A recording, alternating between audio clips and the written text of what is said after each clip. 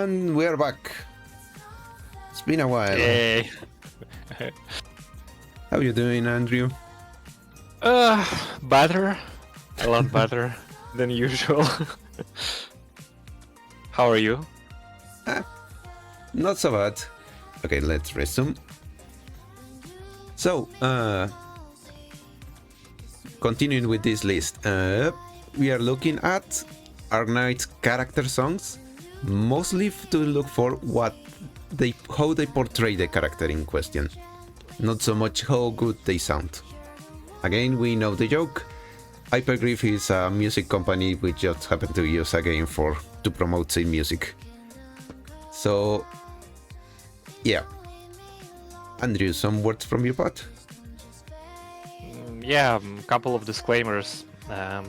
Starting from here, I'm not a very big fan of the music production direction they undertake. So we will probably hear more from Blob than me. And yeah. You're stuck with me then. Yeah, well, yeah, well, of course, I've had a lot of things, and again, we will try to discern how this song portrays the character first and foremost, rather than, how the song is, good or bad, or no, there are no bad songs from Hypergriff, that's a given, but there's a bit of a bias from me for this batch of songs. So yeah, by trying not to be biased, I will try to be as concise as I can ever be and to the point. So that would probably mean that, again, you would probably hear more from Blob than me, but I'll try to give my input nonetheless. Well, it is worth to explain because, yes, at this point, the producer kinda came to a decision. They stopped being as experimental as with the previous songs. There are still some songs that are very unique, but most of them are more a bit on the, I won't say generic, but more of your typical pop song. Something that is what is it called? An earworm, meant to stay so you can repeat it while you think about anything. And not so much as something more unique. It is a good product. It's easier to replicate. It's easier to produce. My bad. So it explains why they went this way. After all, they are a company. They have to focus on production, and not to mention that from this point in time, like 2 years ago, no, a year and a half. They started to release more 6 stars, and they also made the decision that okay, these 6 stars out, they also need to have their character song. So the schedule started to get more and more tight. So again, it is understandable why they started to go with more easy to produce songs. Exactly, and why they hire multiple composers and writers for each song, as well as, like Blob stated, the songs are easier to replicate. They have usually this typical, verse, chorus, like with AS song, for example, or Jessica's song, bright examples of that. And they are not as intense as they used to be. Like they have this easy to portray, like easy to depict, easy to comprehend songs, something like that. Most of them are lacking in intensity. That's at least my personal view on them. They should have at least in some parts of the song, but again, it's it sounds very flat, so to say. But it's my personal pretense to this. So. Yeah, well, again, we are not focusing on the music only. We are focusing on how it fits the character. So, with all the explication out of the way, what do you say we start? Yep. This is We're tiding sweep. Chongyue. Chongyue's main team. The big bro. The main melody is very catchy. Yeah, Like, it's very repeating itself. unique because Chinese character has all the Chinese tones, but at the same time you can feel there's a story behind it. It's not just generic Chinese song number 1000. No, there is this journey through the song. It starts relatively normal, almost nostalgic, but as the music kicks in, you can feel more. What's the description? Not only the energy, there's more energy, there's more instruments, which fits with Jeonjue's story that, as most Sui siblings, he was wondering who he is in life. What is he gonna do with this life that he didn't expect to get? Not to mention, he's the first one. There was absolutely no one to help him with his doubts. So as this song goes, it stops being this like melancholic song and starts becoming more and more prideful. Prideful, not in an arrogant sense, but rather prideful in a way that this individual found who he is, and he found it not by himself, he found it with the help of others, which I believe is emphasized by how the instruments start to soar and it start to increase in number. At least that's how I see it. Yeah, and interlink with each other. What also surprises me is that Chongyue's whole shtick is, being a martial artist. He's not a brute strength martial artist, right? He's martial artist in a philosophical way, even. Eastern. What I like about Eastern martial arts from the Orient is that they have this emphasis on philosophical, on this intellectual even approach, and metaphysical, spiritual, which is also emphasized here in this song as well. It's not just paving his way with just brute force. And this is why this song is a bit more to the gentle side rather than it's gentle, and epic. It's soft, but at the same time it has this rhythm, this almost military rhythm. If I can get myself in a bit of a risk talking about the mouse, it reminds me of Mulan, that song. Yeah. Be a Man. Yeah. It has a similar sense of militant training, but as you mentioned it, in a more subtle side, in a more softer way, which again fits him pretty well. He could crush a mountain with a fist, but still he's as gentle as a breeze. Exactly. Again, what I also want to point out, which is interlinked with the disclaimer I stated at the beginning. One more problem with this batch of songs is that they took a certain motive, like a certain resemblance, and they tried to replicate the song by it. Like, okay, with Chongyue we have resemblance to Mulan, right? With Ascalon we have resemblance to James Bond.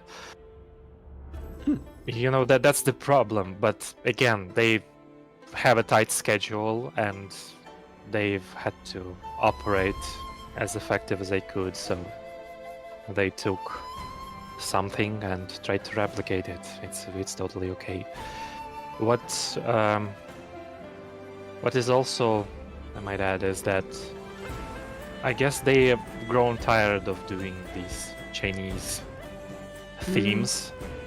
And for Shu, they did it a bit differently, to which we get a bit later.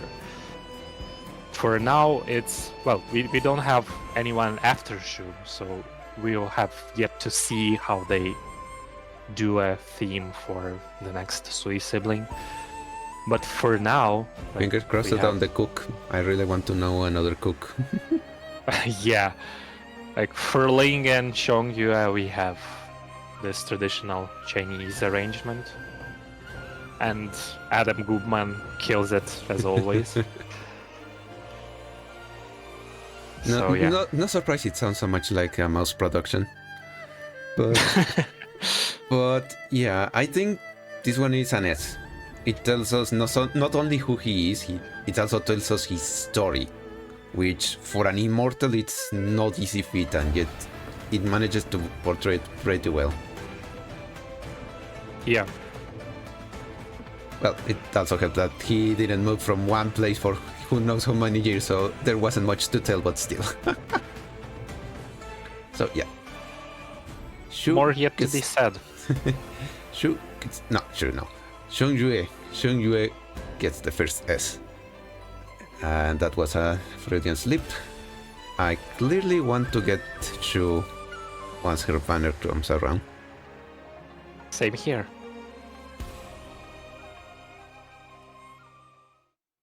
This next is Unto the Dust, Link's team. And here we go with the generic theme. Well, okay.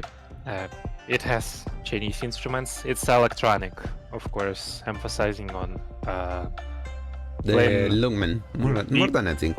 Lungmen and her Jiao. The fact that she's the next Rat Queen. Yeah, Hater, you know, that's the word I was looking for. Mm-hmm. Yeah, being raised in a modern world, but with old traditions, something like that. And you know, it's a good song to eat dumplings to. that I know by personal experience. Somehow. Yeah, like someone said that. Yeah, it would be a fitting music to, you know, like. I was gonna say this. It's a very good beat to eat to chew. I didn't expect that part about the dumplings. Yeah. Lucky you, I haven't eaten those yet. But anyway. You haven't ate dumplings yet? No. There's a very stated sort of Chinese culture here in Mexico.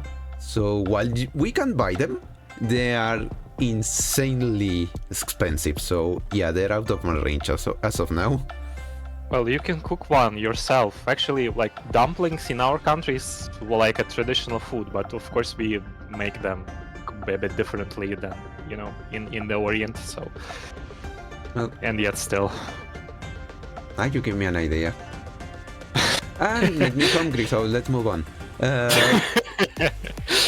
Honestly, I don't think it's that bad. Why? Because it fits her personality. It's this unassuming street vibe. You can it, which it wasn't for her dress. You will say it fits her to a T. Is this quote-unquote unassuming civilian in the slums, which this song kinda tries to replicate. The problem I have with it is that that's it. It doesn't go further. It just, she's from the slums and Chinese. Yeah. No chic Sherlock. What about her drive? How about her motivation? What about her determination? What about her relationships? Yeah, what about her relationships with the other people in Lungmen? At least with her dad. Yeah. So like, it's a C. It's a C. Like the song repeats itself. It's on the loop. So. It's a nice earworm. Why do I have problems with the W today? It's a nice earworm, but yeah, like you say, it's like background music. It tells us a bit about her, but it doesn't go deeper than that. Yep. So And other than a there we go. good beat to it too, I say yeah, it's a C. Damn it, I just ate and I want to eat again. That's on me, sorry. That's don't worry. all my fault. Provecho. Yeah, and to you. She might have a bakery, but our dear rat stays in C.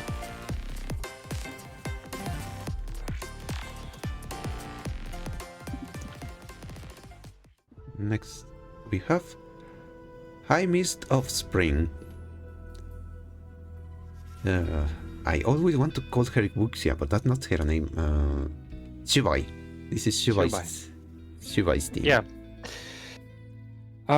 It's an amazing song which fits Chubai even without words. There is only one problem. It's written by Obadiah Brown Beach. And there is also another song for an Arknights character written by Obadiah Brown Beach. And these songs share a lot of similarities. Do you know which song I'm talking about, Blob? That other one, I mean. I have the song in my head. I don't remember the title. It's a rock-like song. Character. Which character is dedicated? Okay, Carnelian, Real Me. Yeah. So these songs share a lot of similarities, and that's my only problem with that. It's just like Obadiah took that, as a template and just played around with Chinese instruments, and there we have. Oh my god, I didn't notice until you mentioned it. That's Carnelian's theme, but with another. Yep. And that's a very big problem. Again, it's an amazing theme. It's among one of my favorites, but. I mean, Carnelian has a badass theme. Yeah, Chubai has a little more subsided. Well, it's not as intense as Carnelian, but essentially it's the same theme, but with Chinese instruments. Yeah, well, a bit more subdued, not as in your face as in Carnelian's case. Yeah. What do you make, thematically out of it, Blob?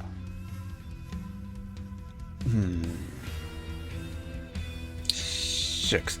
Now that you mention it, that I have my wires crossed. Give me a second, I need to go back into Zen.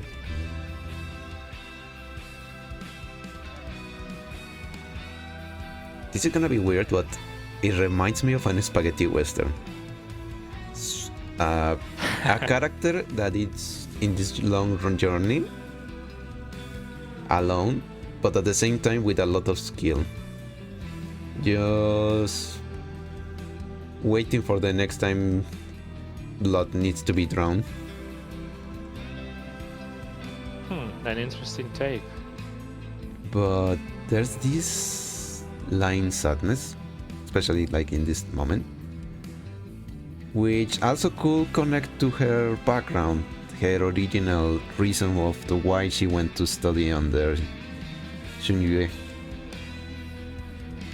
But it's just that a hint. Unlike a scene with Shungyue that managed to portray his past with flying colors, this one is just like an add-on. And goddammit, now that you mentioned it, the Carnelian thing, I cannot stop hearing it. Sorry, not sorry. Well, for me it's either B or A tops, but I don't think it should be an A.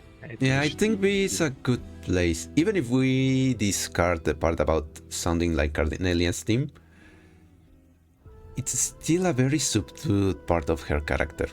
Granted, she's just slightly has more character than Texas.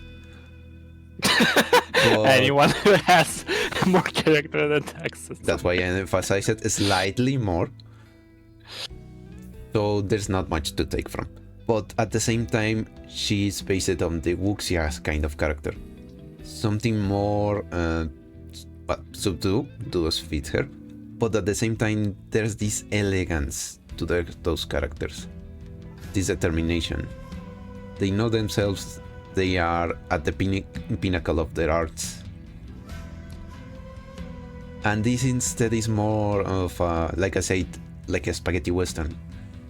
More like you are guessing what kind of characteristics this character has. So, while it has the hints of Chubai's character, I will say it's barely. If anything, I think, now that I think about it, I think it should be in C.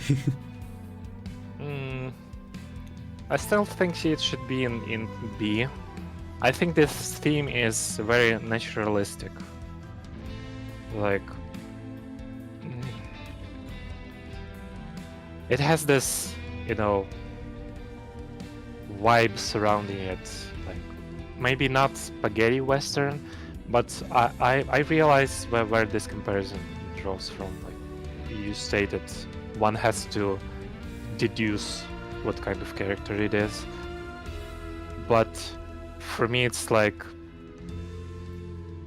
again, what you said about wuxia characters, wandering warriors and stuff. It's mostly about that, like wandering monks, wandering warriors, that vibe, which also explains depicted perfectly here. But it's only a half of this character. Again, maybe which a bit also more. Explain why he used Carnelian's theme, because on the basis they have similar concepts, but again, it's just not as well executed this time around. So, okay. I was a bit, offended by this fact in the beginning. Like, why would he replicate Carnelian's theme? Like, do you see like a tall, badass woman with a sword, and that's the whole thing you have to like do? The whole thing you have to work around with. I was gonna say this one has horns, and then I remember Carnelian had bigger horns. So yeah, no, not even that. Okay, come from the desert? No, not even that. Two grown-up adults, badass women with horns and with swords. Okay, well, the similarities aren't here. Well, yeah. Well, maybe apart from, they are kind of tough, both of them. Well, And one is more a caster rather than one is more direct and in your face. The other one is also direct, but in a more subdued way. It's like, while Carnelian will tell you whatever she's thinking about, Chubai will act in whatever she's thinking about. That's the only difference I could find between those two, god damn it. Well, yeah. Philosophies, Western and Eastern, and the usage of instruments, Western and Eastern. Well, yeah. Yeah. For me, it's B. Okay. But I think B is a fair place. If barely. If barely, yeah. Next we have Squad Unknown. I have a tough time with this one. Technically is I always have problems with different sentences to Ines and Ines song, but it's from the title alone, it's clearly most focused towards her theme. Yeah, Ines, W, and Hedori. Yeah, I don't, apart from the lyrics, I don't have I don't feel any vibes of Ines in this song. It's more about the squad, like that Merc squad they have, like Merc and family, right? Mm-hmm. I think a bit more, Dishonored and Bioshock Infinite OSTs. Something in that style would be fitting Ines a lot more. Like this subtlety in the shadows. Not these rocks, soft rock. But again, I will say they think they had to make it like this in order to fit with W's. But the problem is that later they kinda change their mind with Hedori, and they give them a more unique song. And then they change their mind about Vishadal. But we'll get to that later. So yeah, it's a very strange song. It's a good song. It's I really love the choir part. the rocking part is like it pump you up. But again, that's not who Ines is. She's supposed to be this direct, but at the same time core woman who does everything on her own while totally being not good friends with her compatriots. It's like they give her a very good song, but that doesn't fit her at all. And kinda tried to fix it with the lyrics, because when you read it, listen to them, it's clearly that they did base that on her personality, on her character, and in her story, because she's telling you what she's gonna do and how she's doing it, pretty much like W's team. But other than that, I don't feel her that much. Same. Little fact I just noticed is it's a trio. You have the drums, the guitar, and the singer, which again represents the three members of their group. Interesting take, but we also have synthesizers in the background. Yeah, but I mean the main three they focus it on, so you heard are those three I mentioned it, but whatever. But yeah, it's like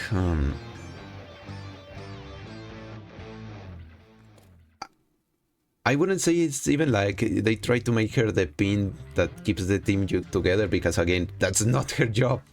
That's Hedori's. Had it not been for him, these two would have killed each other a long while ago. No doubt. So yeah, great song. I really love hearing to it, but I don't hear Ines in it, like at all. Yep. C or even D. Yeah, I think this is at D, because it's very surface level. So yeah, as awesome as a song it is, let me repeat that again because my metal heart cannot let this go. This Same here. Does not represent Ines at all.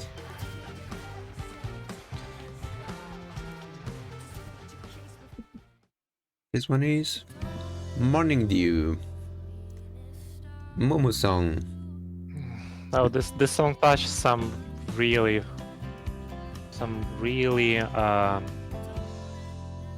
sensitive strings. Oh, I'm not too personal. Yeah, well, my story with Mulesies as a character. I didn't like her at first. She wasn't portrayed in the best of lights. She was portrayed very antagonistic, well, comparatively. But it was one of her water clones or whatever, and a song actually has some lines about it, about the first perception of a person when you meet a person, right? Mm-hmm. The lyrics has hints about it, but in general, I don't know, like it's about a person struggling in a society a lot in making contacts, making acquaintances, socializing. It's a part of who Mumu is because she's one of the last representatives of her race, and she's very kind and wholesome individual. Actually, haha, surprise, surprise, for me.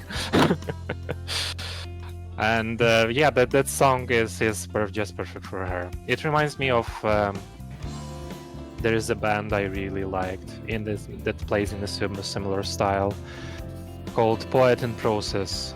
I can share a couple of their songs. It's like that they replicated that style, but of course there are probably a lot of bands who play it like this. But I know Poet and Process is the first that came to my mind. Really liked how they play, how they do their songs. So yeah, and their personal bias, I really like this one as well. And they really warmed up to Milkseas. Really warmed up to her, and this song helped me a lot. I really like, despite songs being like from a first like initial perspective, the songs being very generic in the Lone Trail batch. Actually, those are still very unique, and I think all of them fits their character.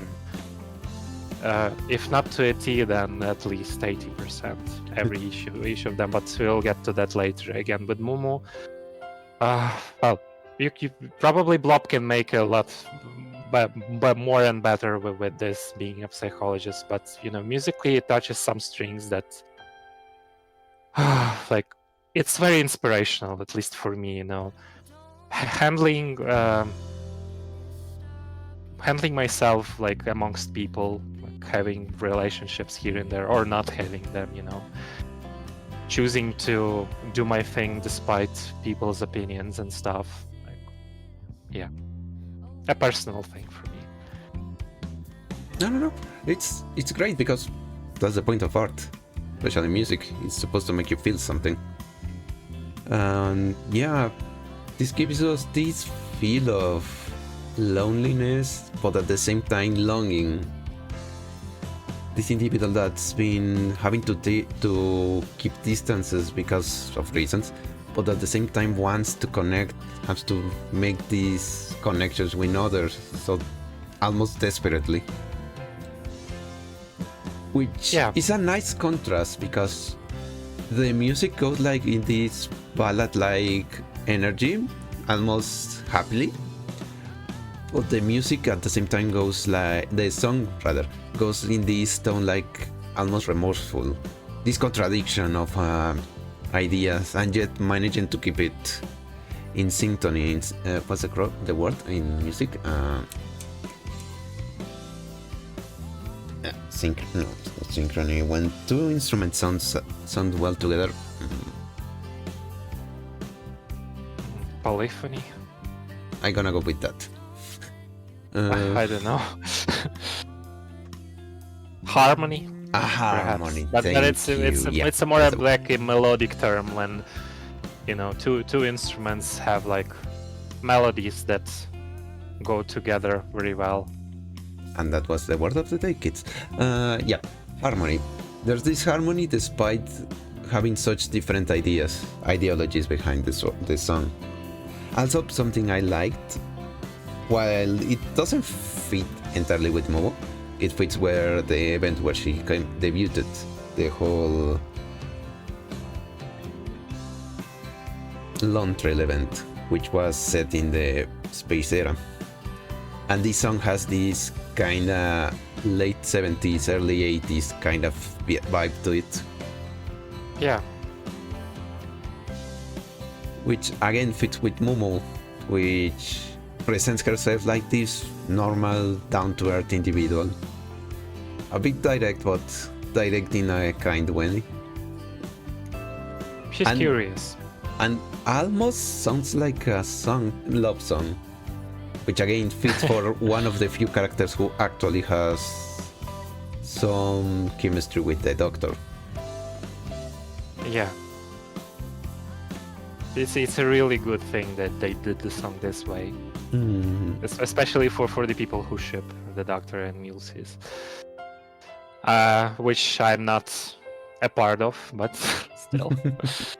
Very heartfelt song. And Yeah. I really like it. And yeah, I don't think we can say anything else. Almost S, I will say. Mm-hmm. Because the one part that is not felt is her drive. Everything is there except her determination. But yeah, like I say, almost an S. Almost. Well, from the vibe that I have with this character, interpersonal relationships at that particular point in time in the story were a bit more valuable to her rather than her personal drive. So I think emphasis on that is pretty much self-explanatory. Yep. So, our good old Mueslis gets the A spot. On the other side of the spectrum, we have Dormant Craving. Yeah, and stating that it's another side of the spectrum is not an understatement. It's like pretty spot on. It's maybe even for being a generic song, still very retro-futuristic, like retro wave.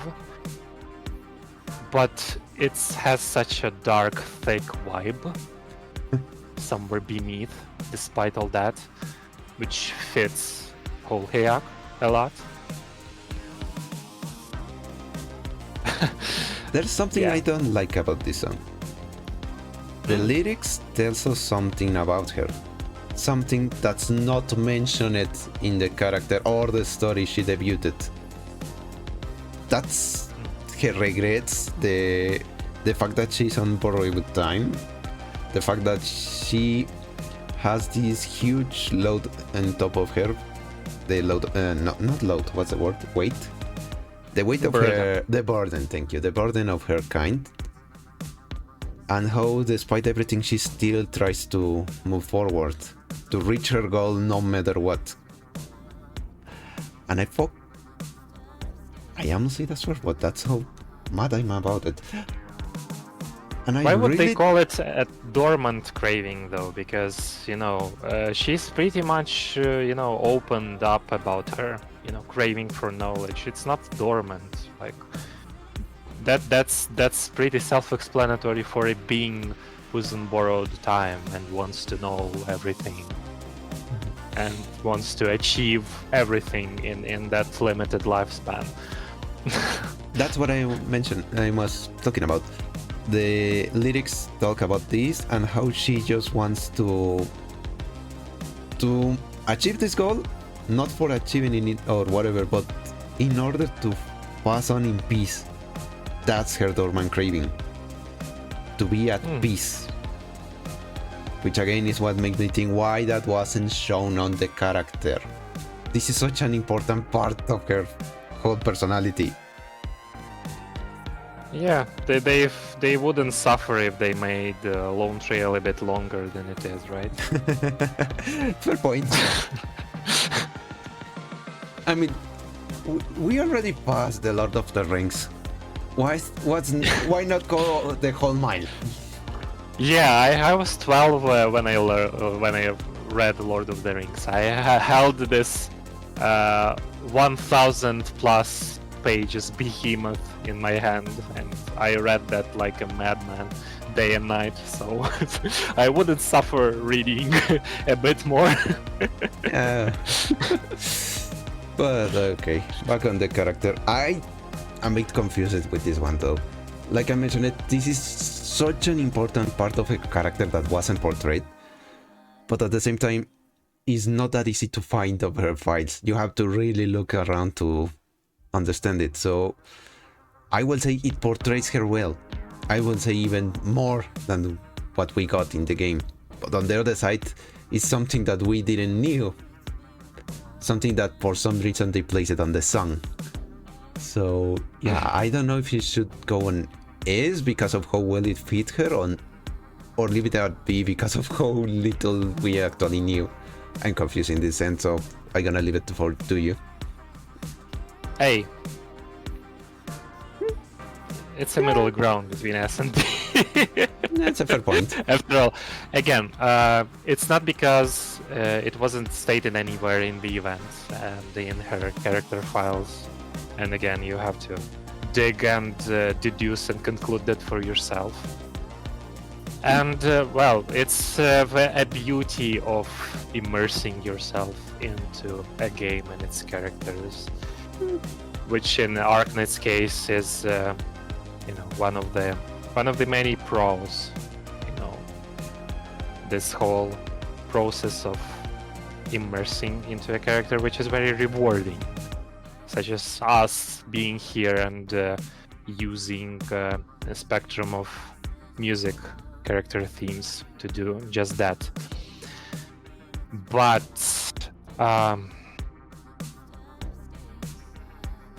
because the song is on the chill side, is subdued, I think it would fit into A more. Yeah, because yes, it tells us a part of her that's not known.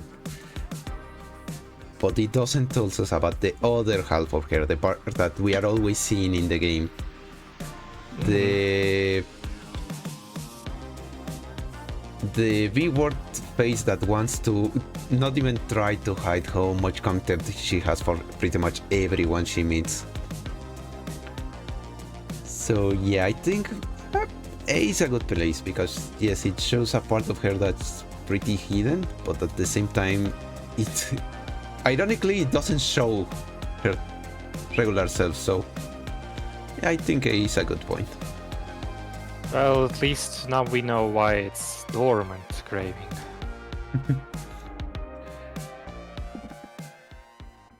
This is the Cure. Silence Alter theme.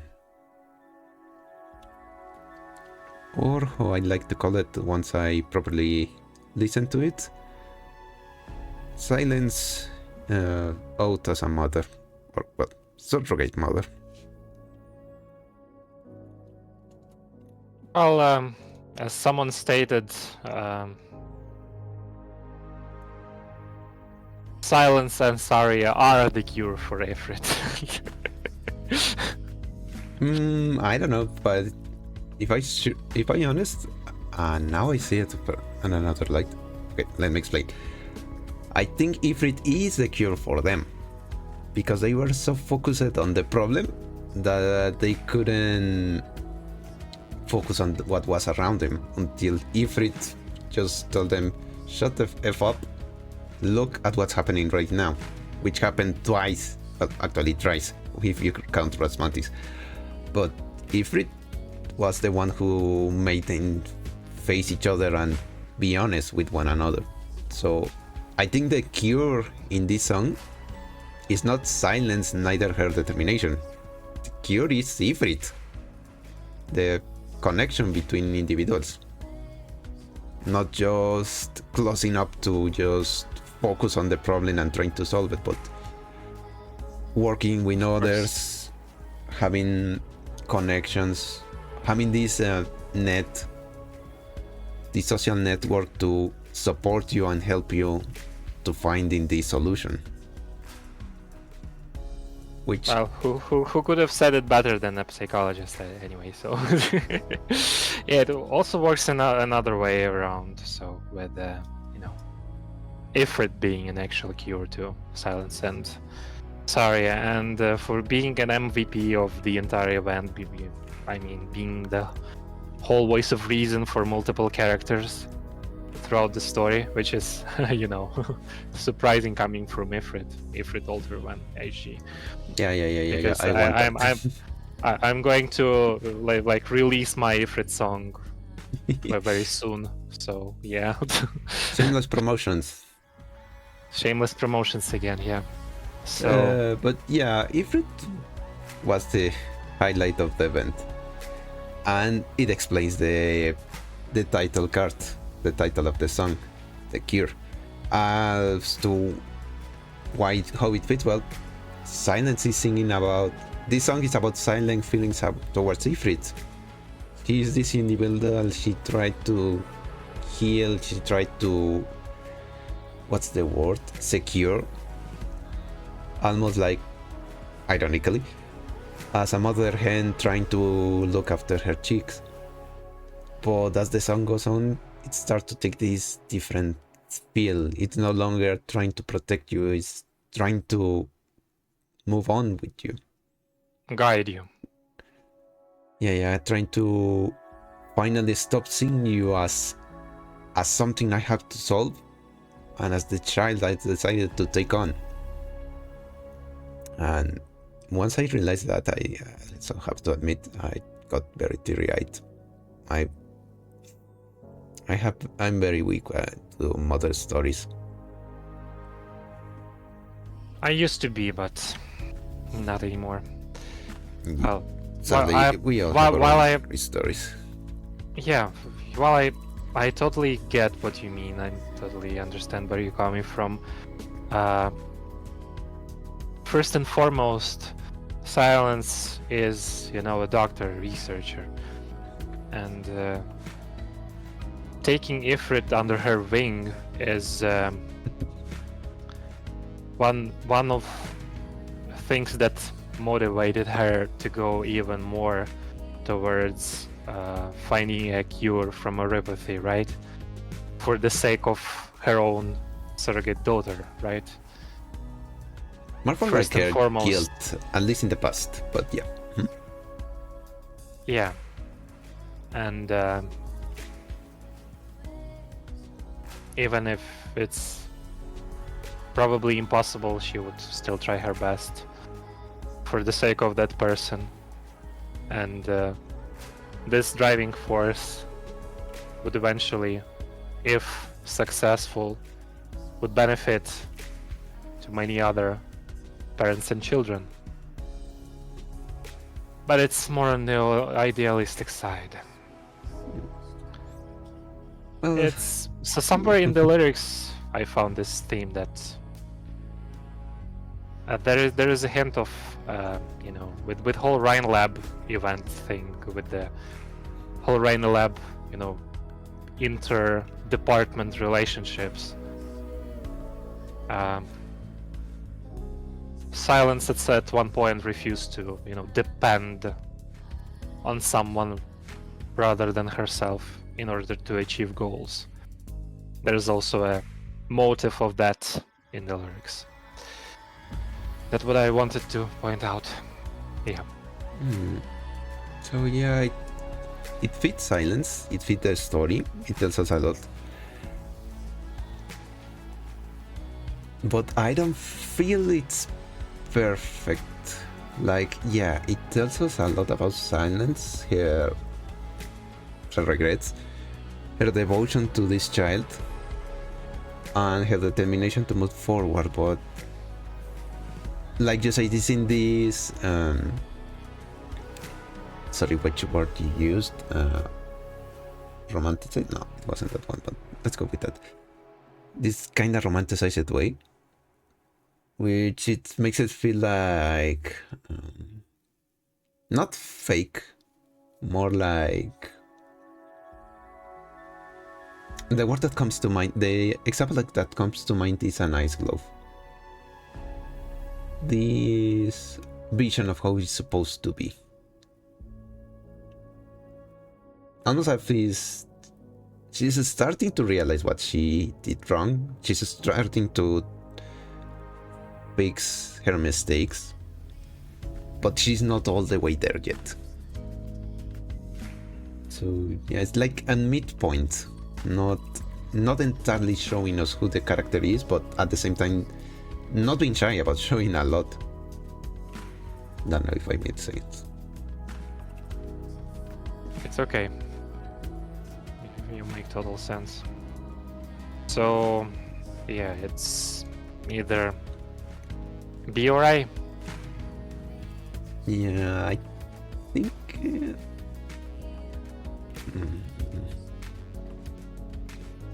A almost B, or B almost The A. other way around. No, I'm not entirely sure where it should go. Because, like I said, it says a lot, but it's not that clear. At least I don't feel it entirely.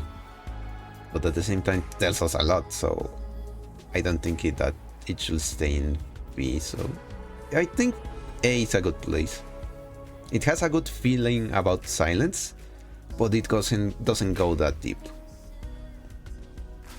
Okay. So the Arknights' mom goes to A. It's one Staynet, Federico's team. And I use his name because I totally didn't forget his name, his code name. Executor. See? He already Executor. Yeah, I'm bad. I don't know why I always have problems remembering his name. I try to remember him as Exterminator or Terminator. Well, it's one of the things he was inspired by anyway, so why not? An example of a song lacking intensity. Very subdued song. But it doesn't mean it's bad or it's not fitting the character. It has that Laterano vibe with the electronics. Lyrics very fitting to Federico. Sadly, I couldn't find the version with lyrics, my bad. It's okay. Something I liked, and you can feel more in this version, is that some of the, I won't call it instruments, inserts, I don't know the terminology, but basically some of the parts of the songs are literally guns reloading or guns mechanisms. Yeah, it has those industrial things, mechanisms, yeah, guns loading. Yeah, that's the thing. I was wondering what to make out of these sounds, but yeah, now I know. Thanks, Blob. And the more I know, well, it's again fitting for a person who wields shotguns. I mean, in this a case, sequel to Angel with a shotgun, Angel with 2 shotguns. Quoting somewhere from the comment section. I think it fits him because yeah, the Lateranos have this techno always on them, but in this case, like you say, it's subdued. It's not this on your face kind of energy. It's almost like this machine-like kind of feel. Methodic to the point, no more energy than needed. And again, the whole making use of gun sounds for the I don't know the terminology. For the drum beats. Drum beats, thank you. For the beats. Which, well, tells us about who he is. He's this machine of a man who only takes things in very logical senses. Problem I have with it is that while it's very fitting, it lacks his more updated self. And I use that word very intentionally because the thing with 12? Dear God, no. Sorry. The thing with him in his alter is that he is no longer this solely emotional being. He's starting to understand the need to connection, the need to understand others, not just focusing on what's the more optimal approach. Well, there are hints here and there when the music kinda soars for a bit, but then it goes back down. So it fits him, it understands the character, but kind of it doesn't feel entirely there. Again, like with Silence Team, it's like it's not yet there. It's not yet there because it's a character prior to a certain point in the plot. As if he was still arriving to the church. What was it called? I want to say Salviento, but no, that's the wrong one. But the event when he debuted. With the most annoying civilians in the whole game. Oh my god, I didn't want to remember that. that gives you a crippling depression. But Okay. back on the song, I say it's fitting, like Silence again, but maybe not to the same degree. I think this one is more fitting of a B. I don't know what you say. I don't know. I would rather say A.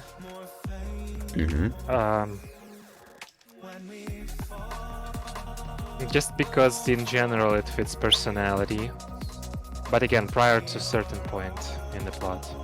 I think also the whole thing with meeting Arturia also did a number on him in that regard. I mean, in a good way. Yeah, because that's he encountering her by the end of the event showed that he could actually get emotional in the fact that he shot her, but without a second warning. She did warn her once, but that was about it. For some reason, we here call it the last Chinese warning. I don't know why Chinese, but yeah. Okay. For some reason, we call it here the yeah. Something like that. Yeah. and then we shoot. And then we shoot. That started blasting. Yeah. I cannot do that need a bit.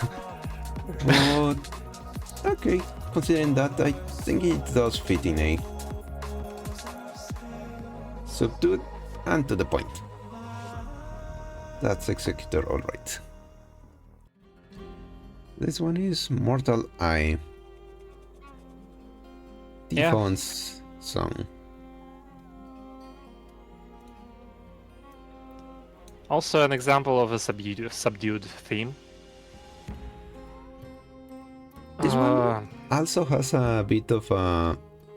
I feel like The Cure in like this is Typhon talking to someone else, but in this case around it's her talking about her determination, her actions, her desire to be accepted by someone, and this someone is Sammy. He's determined to be accepted as one of them, despite her Sarkha's heritage. Yes, and like I stated in the previous video, the thing with Arknights songs, and probably a lot of others, is that the lyrics are often written as if the characters communicate with the doctor, and through the doctor with the players. So this song, Jessica's song as well, I don't know why I kept mentioning Jessica's song 2 times now. Yeah. Almost there. It's not even like one of my all-time favorites, but for some reason I keep mentioning Jessica's theme as well. Well, those are bright examples of communicating to player, advertising a character, right? Musically, like I stated, subdued, but I should say that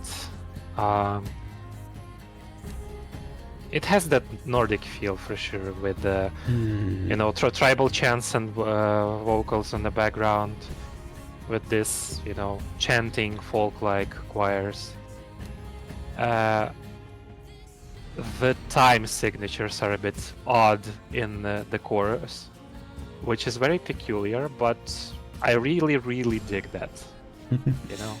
It feels unique. It gives it this ethereal, almost mystic feel to the song, which again, considering that I think she's talking to Sammy, it makes sense that it has this mysticism to it.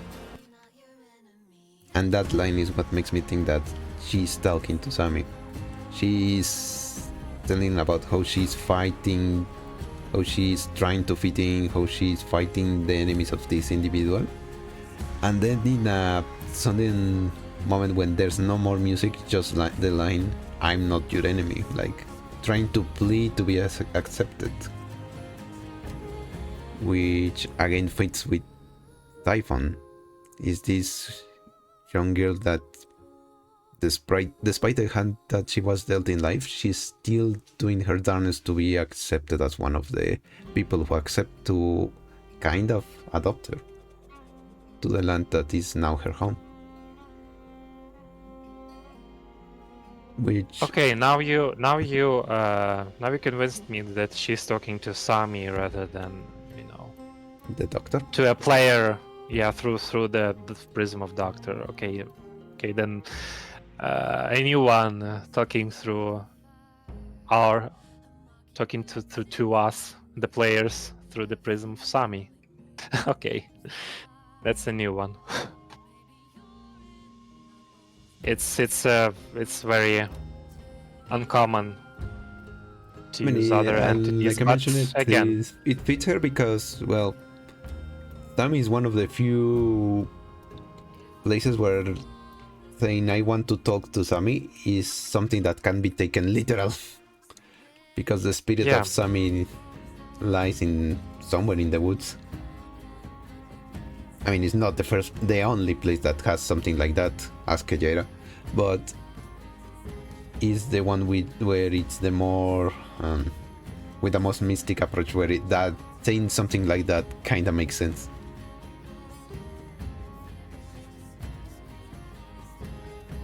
Okay, makes sense. You convinced me. Yay! I convinced someone. Next, the world. Personally, I think it could be an S, because it shows with very simple lines but very direct music who Typhon is. Gentle, direct, brave, afraid, wanting to belong yet having no place to be in. Yeah. With this wanting to be accepted, it's very fitting. And thus I'll have to agree with you on S. Totally not because I am biased. Totally not because everybody loved this surprisingly short archer. Still have no idea how she managed to pull that string. It shouldn't She be has possible, some but really strong spine. oh no, I didn't mean it in the strength sense. Yeah. You mean like And that's all. Goodbye, everybody. Okay, this one is Miss You. Aya's team. Well, Aya's alter team, to be more exact. I have a big problem with this theme. Mm-hmm. It's very repetitive. Yeah, it's cute, it's very heartfelt, it's very adorable. It's, she misses her parents like crazy, and it was a very tragic event how she lost them, and how she tries to keep up their work, their scientific breakthroughs and stuff. But it's all Yeah. bit of her how you say it, Contradictory? That's the word I've been using a lot this time around. bit of her determination, and a lot of her missing her parents, but not about her as an individual. I just can feel it from there. Yeah, I think this is more a resume of her event, rather than showing us who she is. So, but at the same time, it's not like he's not telling us about her. Like you mentioned it, she's trying to help her parents' memory, their legacy. and she's what's the word? Comparing herself to them, wondering if she will be able to keep up to their example. But that's pretty much everything this song's about. Yep. So yeah, well, a nice song. Again, like in Morning Dew and Dormant Craving, has this temporal vibe, almost like a 90s song. But again, that's something that fits the event, not tell us not much about ella as an individual. And it's very repetitive again for, for make it easier to comprehend for the average listener, which is the problem for, almost all of the new Arknights songs. Well, it was easier to produce, of course. So, I kind of understand it because, like I said, it is based on this 90s kind of vibe. And that was something they did a lot back then. Oh, yeah. So, and now as well. But C. Yeah, I think this one goes in C. Because it tells us very little about the ella and more about the event. Which, interesting choice, but just very surface level. Surprisingly, it doesn't end like the songs in the 90s. While in the loop, just the song goes down, and it just ends. I don't know, it being in a loop is a bit of irritating to me. I just, a couple of times I listened to the song and I got sick of it. Sorry. Everyone has their own preferences. And this one earned a C. Okay, now going from Missing You to Missy. Another temporal kind of song. Again from the 90s, but 80s, 90s. More to the 80s side. More to the 80s, yeah. I gotta admit, I found it interesting that this song is in Cantonese. Mm-hmm. With a bit of English words thrown in here and there. Which by that alone tells us a lot about Swire. Because she is this big, not even Victorian born, Victorian descent Yanese. She is from Jan to the bone. She just happens to come from a bloodline that it's Victorian. And Cantonese voiceless for Swire 1 HG. There's also this feel to the music, this elegance to it. And has a lot of sass in it. Yeah. Very fitting to Swire as a character as well. I would even say that this song fits Swire even more than Miss You to A Alter. Yeah, definitely. Sadly, it gets her personality correct, while gets her vibes correct. Yeah, and her vibes as well. While I'm not a fan of Swire as a character, thus my perception is a bit, more dulled, subdued, and biased. I still think this song is amazing and very fitting for Swire. Unfortunately, I'm not a Cantonese speaker, so we have the translation I would love lyrics, to know what she's singing about. But we have, the subtitles, so yeah. The ones I found were also in Cantonese, so no idea in my end. I should have looked for harder. But yeah, this is a good fit. But it lacks a bit of her resolve. Her more aggressive side. But then again, this is Swire after becoming the new head of the Longman department. Yeah, and taking a vacation as well. So she achieved her goal. This is just her chilling in the afterglory. Mm-hmm. Yeah. Not to mention that there's no Shen around to make her all what's the word? Aggressive. So Go. that's the word I was looking for. There is Okay, no it's individual to make her go Gao. So yeah, it fits apart her. from some very thirsty doctors. Okay, that was a joke. Sorry. You Nah, can cut that debatable. out. I don't know if the doctor can make her go Gao. It can make her say Gao. Okay, that just went better in my head. Moving on. It fits her. But at the same time, I want to place that energy in her more aggressive side. But at the same time, it's not the her that was that angry.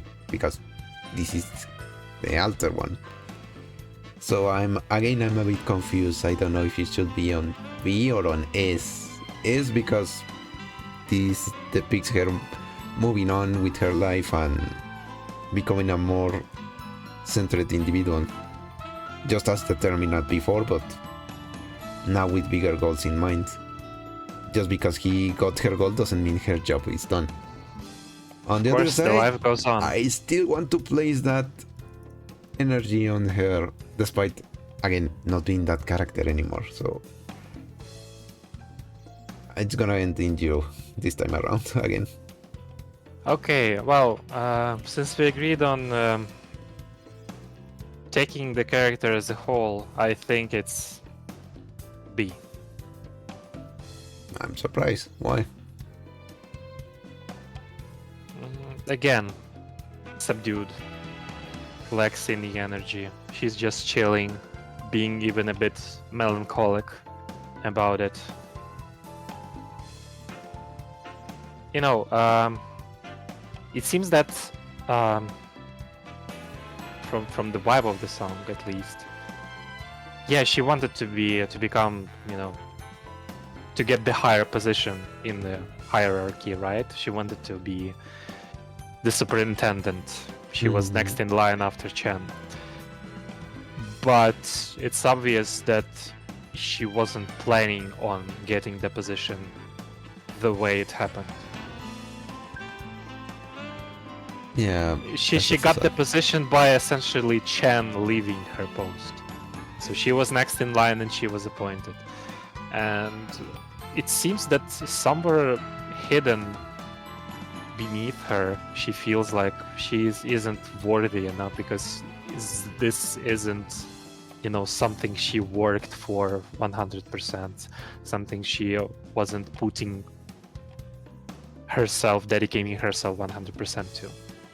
Like she isn't worthy because there were always other people, like, you know, being a lot more capable of that. Chen, for example. Not that Swire isn't capable. She's a very capable person in her own right, but I guess there is a lingering doubt that this position, she got it too easy. And she has to chill for a bit before, you know, undertaking other more complex goals and achievements and stuff like that. Okay, now you made me realize that part. That feeds the melancholic part of the song, which again it shows her more about her. So yeah, okay. It wasn't stated in the event, from what I remember. Again, No, but it's stated in her files. Something like with the whole Hyek song. Nevertheless, B or A. B or Yeah, A. no. Considering what you mentioned, I think it is A. It's not as bad as I made it believe. It does take a lot into consideration, while also keeping the shield vibe, which also fits her. So yeah, I think A is a fair place for Miss Swire, Miss Bellatrix Swire. Missy.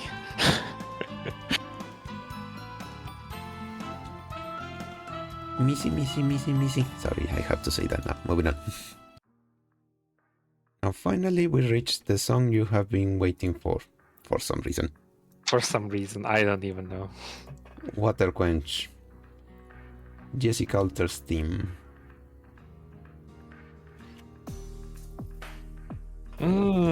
Well, again, another generic song on the loop.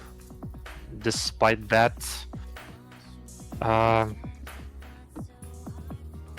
Lyrics fit well, music fits well, especially in the chorus. I really like the melodies interchanging and the instruments. Well, it should have felt like a violin, but it's actually synth, and only in one moment you can actually hear the violin playing.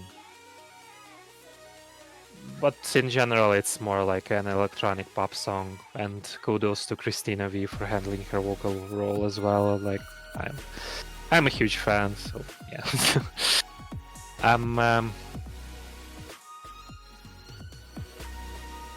A character's growth shown here.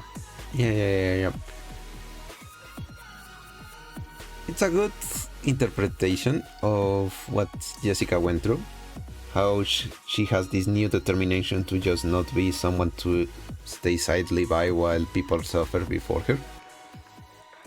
But also is this letting go of her, not her fears, because she's still afraid of many things. No, more like she's finally letting go of this. Not even weight. I forgot the freaking word. When someone has high expectations, the expectations she set on herself due to her family. She finally finds her place in the world without having to say, I'm my father's daughter and that's what bring me here. Mm-hmm. She stopped depending on her family entirely. Which also fits, well, it doesn't interact with the song, relates to the song, sorry, but it also fits that in the music video she is literally at ground level.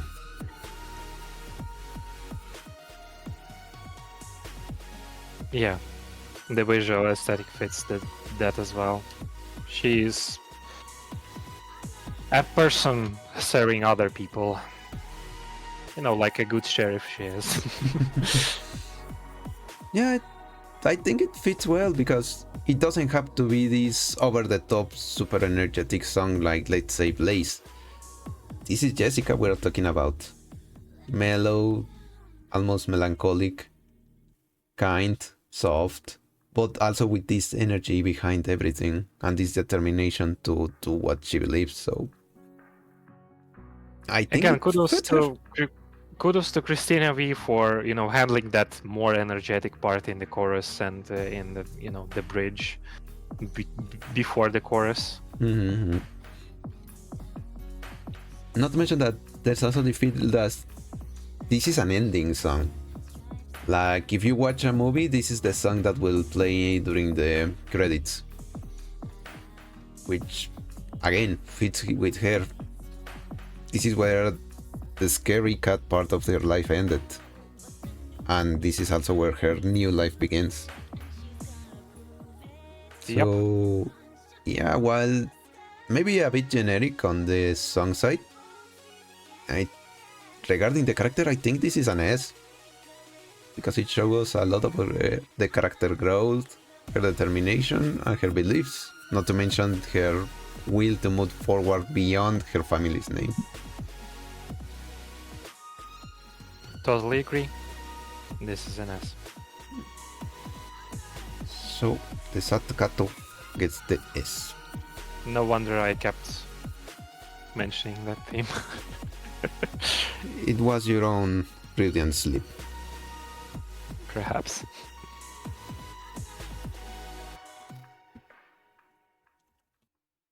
Okay, now we have Blade Catcher, Dickenbracher's team.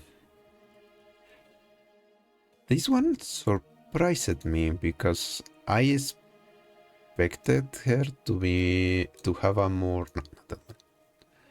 Where's Blade Catcher? Okay. To have a far more energetic song. Instead, is this more mellow interpretation, but not mellow, more like almost like a Disney song but with extra oomph. Instead of being an I want song, as they call it, it's an I found song. We have this character who never knew who she was in life and only knew how to fight to earn her place in the world, suddenly enjoying her life in this remote corner of the world. Not to mention Lyrically. Yeah.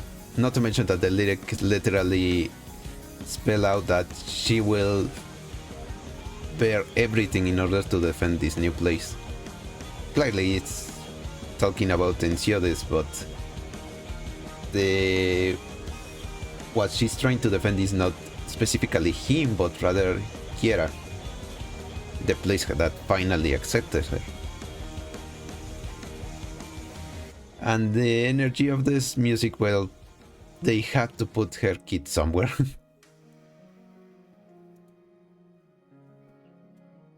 Having said that, well, it's an interesting interpretation of her. A Disney princess is the least I think you should be Degenbrecher. Absolutely. The same as Disney Prince should be the least fitting to Silver Ash. Yeah, this is okay. Silver Lining was explaining how he was willing to become the villain. This one is just like, oh, I found where I belong. Which is a good song. I like the flow and how the contrast is between the soft voice and the more energetic music. But at the same time it's very to the point, which again fits Degenbrecher. But that part of me feels like they could have done it better. Adding something from me, like a bit of a conclusion. Mm-hmm. Lyrically, fits perfect. Disney thing going on. Well, it's Saddam Gugman after all, so it's no surprise. But Disney theme, no, total no. Musically, it doesn't fit her, like at all. My standing. She should have something a bit more harsh, something a bit more intense, something a bit more tough. Yeah, it lacks the energy. Again, I kinda understand why they did it. Why? Because that's how she presents herself. Like, to the point, direct, almost gentle in her wording. Harsh when she has to, but mostly she tries to keep this not even persona, this... She presents herself as a bodyguard, as someone who's not supposed to be in the limelight. And that's what the song is trying to replicate. But it completely lost the main drive of Degenbrecher. That she simply loves to fight. Which is shameless completely... advertising again. If I'm lucky enough and I handle all my distractions, you'll hear my take on Degenbrechers, and I'll show you what I mean by having a more intense theme. Can't wait to hear it. And for everyone listening, be sure to subscribe to Andrew's channel so you don't miss on the good rocking. But yeah, again, I understand what was the idea behind this song, but I don't think they properly conveyed Degenbrecher as a character. So musically, not that's for sure. No. Lyrically, yes. Musically, not. So I think it's C or B. Yeah, I think it's a C because it's very surface level. They tell us who she is, but just the front. There's not much about her real self. Even when he's talking about her newfound desire of protect Kierak, it's very limited. So, congratulations to Miss Digenbrecher. She found her first defeat in life. And you might have noticed that I also like to say her name a lot, Digenbrecher. Mostly because I finally find out how to say it. This one is to the Greening Valley. No, my bad. Winged Step. Race Team. Okay, Blob, it's on you, because I'm not very familiar with Ray's character, and while I listen to the song, yeah, it's cute. It's cute, you know, fitting for a bunny girl, fitting, I don't know if it's fitting for someone who's being compared to Kurisumakise a lot, but okay, whatever. Okay. I'm handling this to you. I'm outsourcing this to you, man. I'm just... I don't know what else to say about this song. Yeah, it's cute. I'm not very familiar with Ray as a character. Maybe you'll say something more profound than me. I'm just... Me neither. I don't know much about Ray either. I did look for some information, but everything is in Chinese. What little I found is that she's also a big sister kind of archetype, but not in the degree as, let's say, Savage or Kiera, or even Blaze. She's more mellow, more subdued.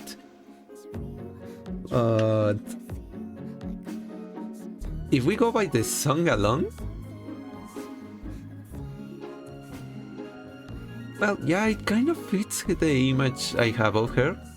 Yes, she's this big sister kind of individual, but not in the caring type, more like the I'm here for you so long I have the time. It's this individual that just find out that there's someone she wants to be with, and coming to terms to the fact that yeah, she has a more caring side and she's not shocked by it. She's almost welcoming of it, which kind of fits with the vibes of the song.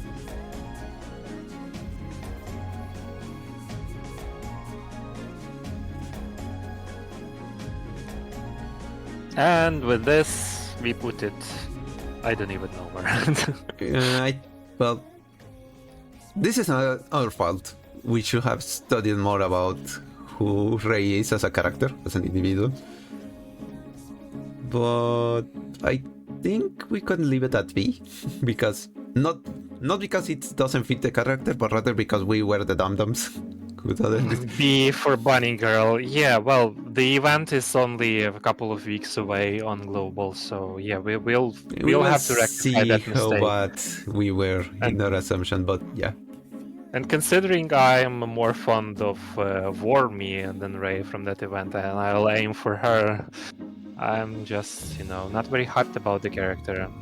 Let's be honest, I'm skipping her. Well, I wouldn't mind getting her, but I don't know. I'm not pulling specifically for her, and considering we have 2 back-to-back limited banners. Thanks, Hypergriff, by the way.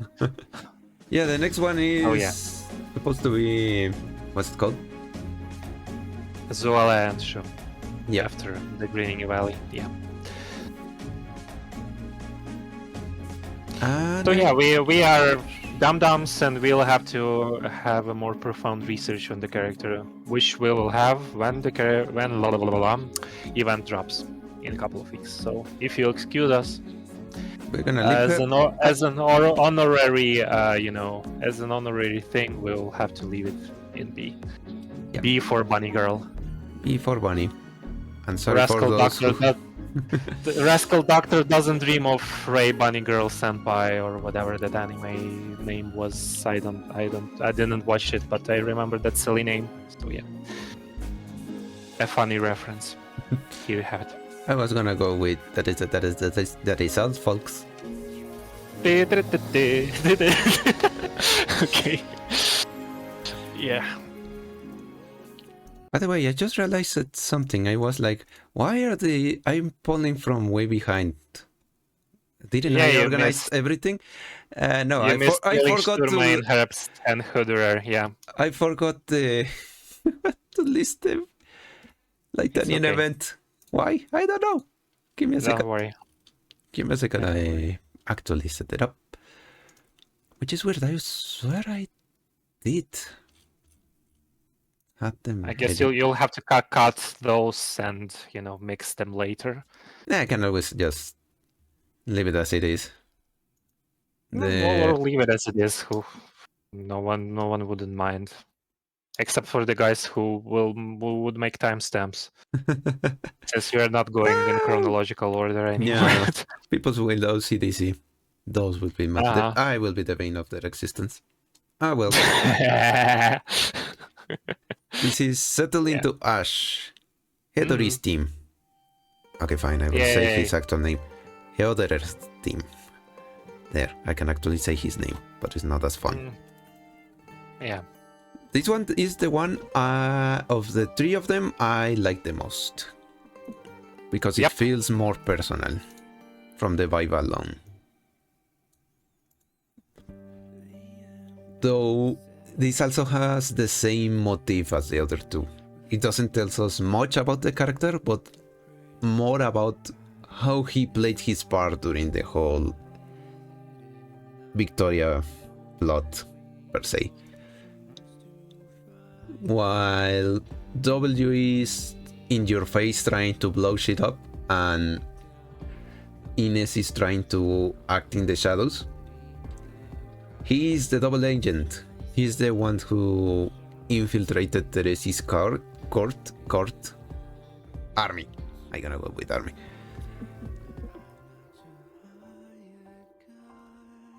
And well, just biding his time to actually set things into motions, which is shown by that moment in the song in which the energy kicks up. Yep. Even despite it being, maybe a bit more generic pop song, it's still carries a great value, lyrically especially. All talk and never answers. That line stuck with me. It's a big critique on war and warmongers as well. Which again fits his character, because while he's not a pacifist, he has this more philosophical take of the war. Not just to battle because we have a blade and we have to kill the enemy, no. Well, there is a hint that he essentially wrote a lot of, books, political, philosophical theses on, on politics of Kazdel, on, the warfare, on how Kazdel, the ways Kazdel could be, a country put on the map without all this ceaseless violence and conflicts going on together, coexisting in Terra with the others, acknowledging that the times of the past are forgone and something has to be done in order to, achieve a more peaceful approach and coexist with the other peoples, other countries. That Tikas aren't the only native race to Terra anymore. So the world has to be built in the way to benefit all. Yeah, also kind of dig that rap vibe, that part with rapping and stuff in the fits as well. I'm gonna be honest, I'm not that big of a fan of hip hop, but like you said, it fits here because it fits the flow and it fits his theme of being this double agent. You first have this idea of who he's supposed to be, this kind of song, and then it's suddenly changing to something completely different. It's unexpected, and again, it fits with his theme.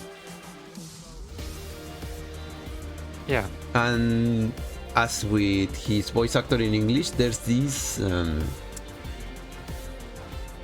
looking forward for a future. Not so much not the future as in hope, or rather having a better life. No, they are looking forward to survive, which also feels in the song. So yeah, well, a bit on the generic side, I'd say it's not bad, but again, I think it's not perfect either. So either A or B, I will say. A? I think I'd say, yeah. I really hope that after all this conflict going on, Huderer and Ines will open that school that they mentioned. I really hope they do. Honestly, after everything they have been through, they deserve a real quiet place. Not to mention that will make the chippers all over the world really, really happy. Okay, and this is revealing Arturia's theme. I had a hard time with this one as well. It's an interesting decision to put the intro in the way like they did, hinting towards her abilities, emotion-inducing music and stuff. Lyrically, it's supposed to be more about Arturia herself, like a message to herself to dedicate more time to her emotions rather than to the people surrounding her. People surrounding her, well, we can hear them in the beginning after all, yeah. And surprisingly, it manages to bear both Lateranal and Leithanian vibes. It's orchestral, but it's also electronic. So perfect blend, very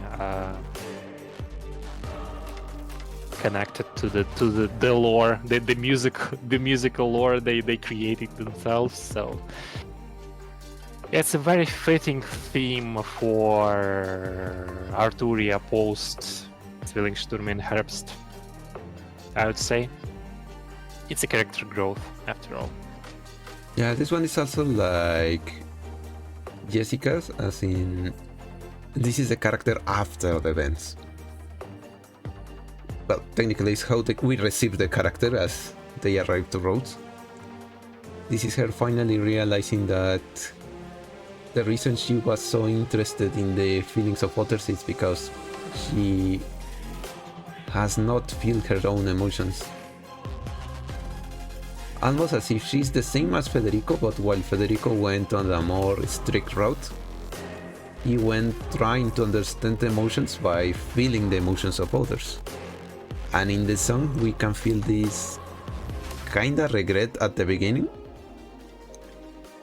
But that doesn't last long because at the end of the day she enjoyed. There's a reason she did this for so freaking long. Also, interesting fact, it's not so much that she controls the emotions of others. She releases the mental limiters. Yeah, the suppressed desires and emotions. Of those listening. So the more repressed the individual, the more control she can get. So technically speaking, if you throw her at Sargon, she will be completely useless. Because people there has no hidden emotions, no repressed desires, so they will just enjoy the music. It will be an interesting interaction. Yeah, well, I think it would be more, comfortable for her, just finally to play music and not to have, unforeseen consequences like she had previously, which marked her as a criminal. So yeah, I'd see her playing in, I don't know, Akohuala, for example. So there's this like I said, the sense that she knows she did something not horrible, she doesn't go that far, but she did something reprimandable. Yet she doesn't feel entirely bad about it. Because it was something she wanted to do, and in a way she felt like she was helping those individuals. She was managing for others to feel that which she was unable to. Well, she forged that lie to, feel better about it herself. But in the end, it's it was entirely for her own gains. Like I'm inclined not to justify Arturia in this regard, no matter how I like her in general. I say that because there's this again, it kind of is the theme of these songs, dissonance. The song is all this magnanimous, almost angelic-like, but the lyrics and the supporting music is more like electronic and almost contrary to what's in the background. Like you say, it's this fusion between Lithuanian and Siracusa. No. Lithuanian and Laterano. Laterano. So yeah, it tells us a lot about the character. Also the fact that the voices at the beginning are in different languages. I think they're different languages, I haven't properly listened to them. Which also they're different languages. They're okay. English, Russian, and German. Okay, wasn't that lost. Which also reflecting the fact that she has been traveling around the world. So yeah, the composer knew who he was making the song for. He understood the character. Which makes sense because it would be sad if a composer couldn't understand another one. It's actually two composers. I'm thinking that the chorus was made by one composer and the other things. I'm thinking that everything except the chorus was written by Sterling Maffei because it's his style, with the interchanging tonalities, and that banger chorus was made by Eric Castro. There are, like, this song probably features the most contributing artists. Like, there are at least 2 composers and 4 performers and writers of the lyrics. Oh. Yeah. They were. So I think they had to whip up this theme in a very constrained time frames. So yeah. But at the same time, it was like they really wanted to really make it relatable to her as a character. Like, this is they a managed. musician. They delivered. This is a musician we're talking about. We have to put everything here. With this one, they delivered. So yeah, it's the better one from the batch, I think. There is lessing, of course, but we'll get to that later. But they have to. So yeah, I think this one is an S. What do you say? Yeah, this is an S. Despite it's a bit lacking for me. Well, it's a personal bias. I think they could have done better job. But again, it's with Zwillingstürme in Herbst we're talking about. It's 3 characters, 3 songs in a batch, so limited time constraints and stuff. All the orchestral stuff made for the events, minigame, and everything else is like, yeah, they took every musician they had free at the moment and then some. And they managed to do a pretty good damn job anyway, despite. However, I think this team may be lacking and stuff and whatever. It's an S. Yeah, it's an S. So, for Simple Desert musicians, lands the S spot. And again, I really like that the chorus changed tonalities near the end. Yeah.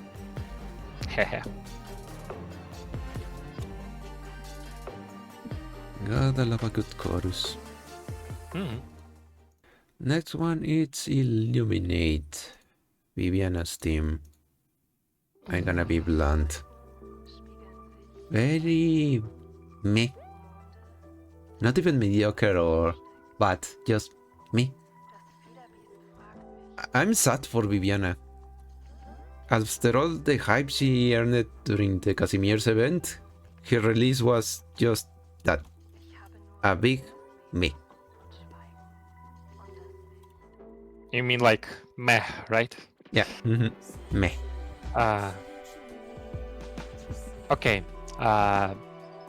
Okay, surprisingly, while I was during my first listening sessions to this song, while I was of the same opinion, like, yeah, meh. Okay, that implies you change your mind. Yeah, I changed my mind a bit about it. So, yeah, Adam Goodman again. Probably the person who wrote the most songs for Arknights.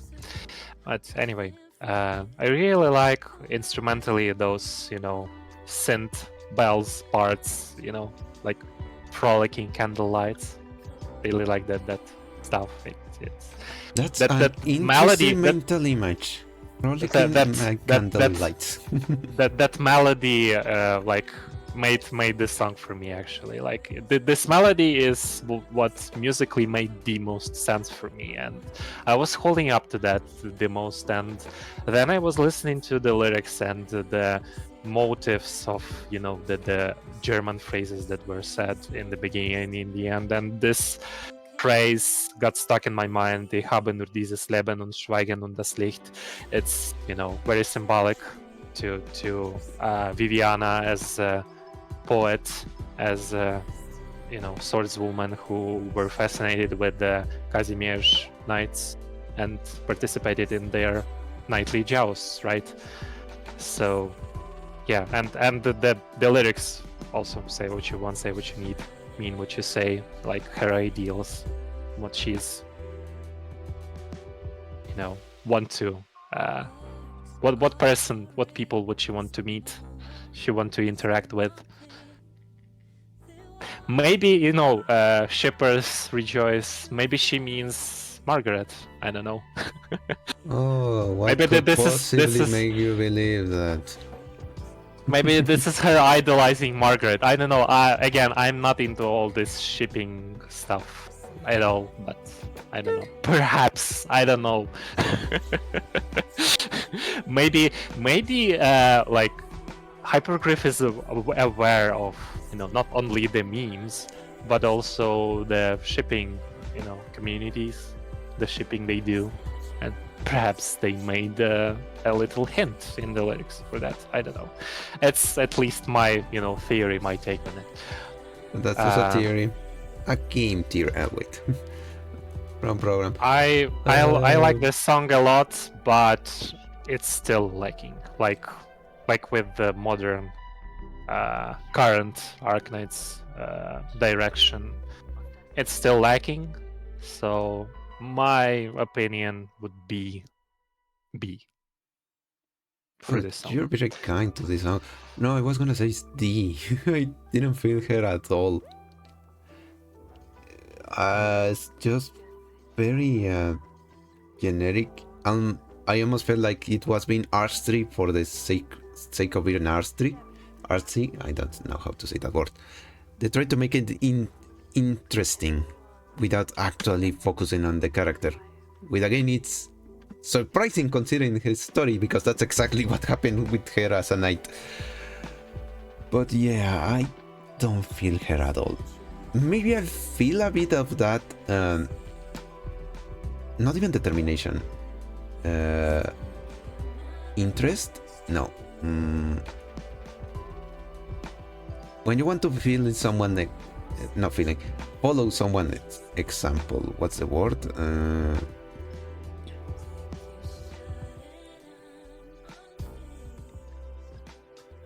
Uncomfortable silence. No.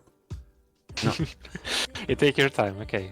I cannot remember the word, but basically the feeling they mentioned that she might be trying to emulate Nerl's example.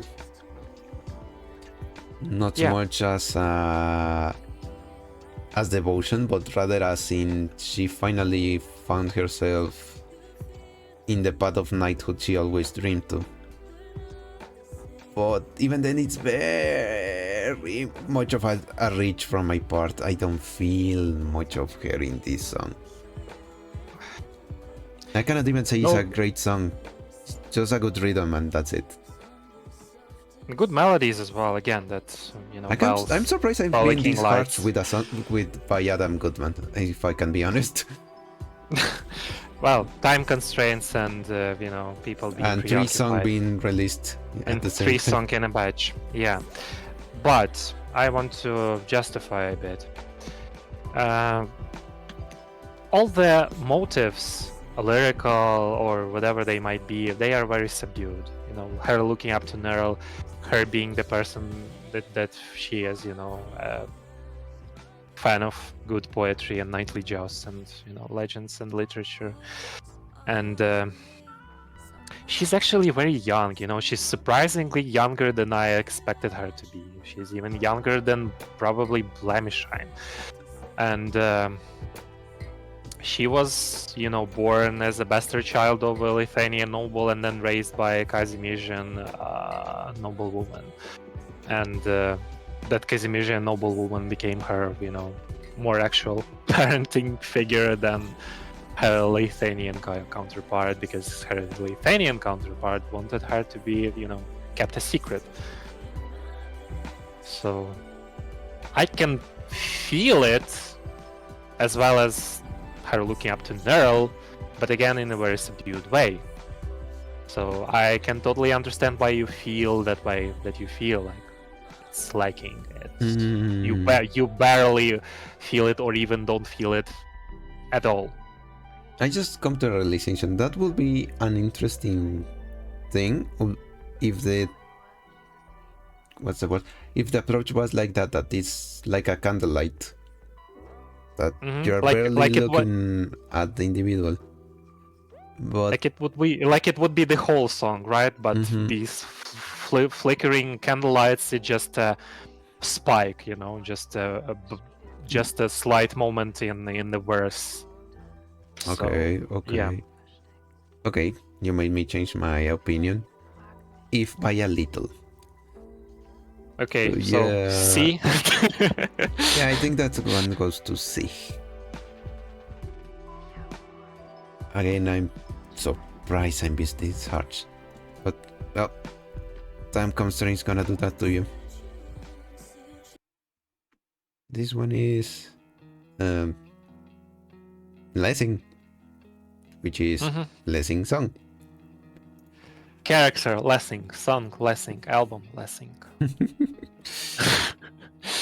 Okay. That also fits the character.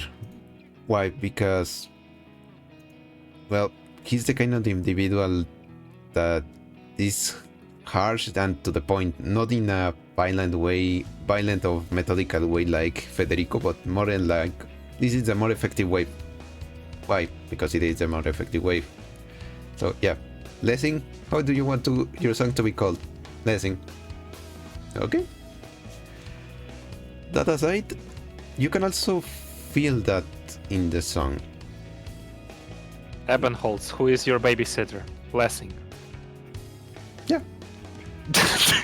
It feels like a background song, but not so much as something that you should ignore. It's something that is always present. Which again, bodyguard. Or as you call it, the babysitter. The babysitter with a soy hander. Kirito with horns. Okay, sorry. Well, my take on it. I was surprised, from the beginning of the song, I was surprised it's like rock, hardcore, post-hardcore thing. And then the orchestra started kicking it, and I was thinking, well, why wouldn't they make the orchestras like the full accompaniment to the song?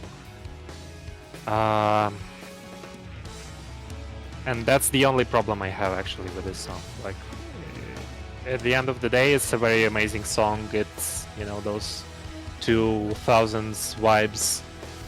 It reminds me of Gunslinger Girl Season 1 intro a lot, actually, for some reason. I don't know. Maybe because of the tonalities and how they change. Okay, And now I how cannot the- stop how- seeing it as the intro of some early 2000s series, like Smallville. Yeah. Somebody save me. Yeah, it's Yeah, such I a watched that clemente. show as well. Well, I always thought it was because, well, it's the instrument he knows to play. As they say, all Italians know to play one instrument. In Lessing case, is a battery. So it fits that his music is also that kind, a softer kind of rock, energetic when Softer it needs kind of to, rock, but at the yeah, same but time, very emotional in vocal department. Like someone even say that it's Yeah. has emo vibes. I don't know. I never wouldn't really go was a that fan of emo that music. much. I wouldn't get it Yeah. that much, but yeah. I never listened to emo music even more, despite being regarded as an emo myself in the younger Okay. years. Probably because of my hair, which I got rid of, by the way. Yeah. Understandable. Well, like I said, it fits the character as well. Why? Because while he's direct to the point and as methodic as possible, he's not uncaring nor unfeeling. He just knows what he feels, knows what he wants, knows who he is, and that feels in the song. It doesn't go into much detail though. So personally, while it describes him, but it is very to the point in describing him, I think it's an A.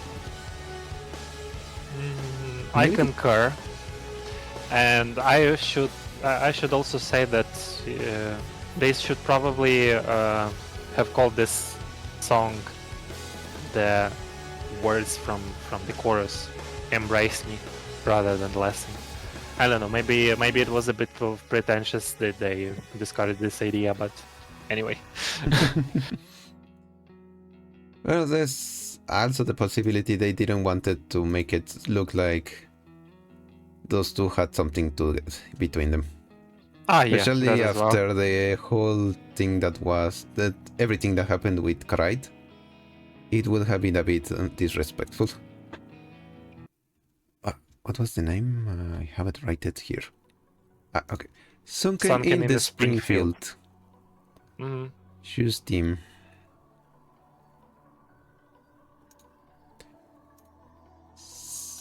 Okay, they took an electronic approach here, a bit modern one, rather than traditional Chinese arrangement.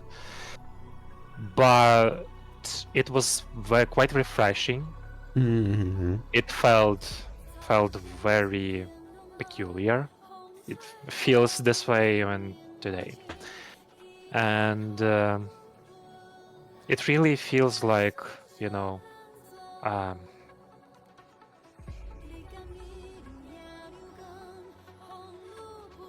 I have a very hard time describing this song because the motives that Shu represents here, like that people that also Chinese people value, like the reason why they kept living between those two rivers and near the seashore because of the more fertile lands that gave them life, nourished them, and stuff like that. It's all felt in this song, and that was Shu is supposed to represent. Even with this modern take, it's also feels perfectly like that, and it's like nothing has really changed. We can have as much more machinery than we used to have, but nothing can substitute and proper fertile lands, nourishment for fertile lands for humans.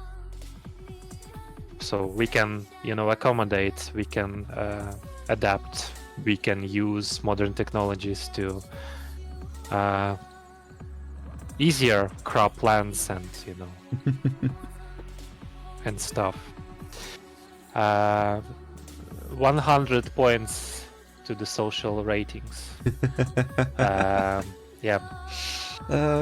Personally, I found it interesting because of all the Sui siblings, at least to date. This is the one who feels the most as a deity. Like you are hearing a piece dedicated to a literal god. Which is interesting because of all the siblings, Shu is the more unassuming, even more than Dusk. She's just a farmer. But she's also the one who literally takes care of not only her siblings, but also the countless peoples that lives in Jan. So it's a case of a god walking amongst other humans and, living their life.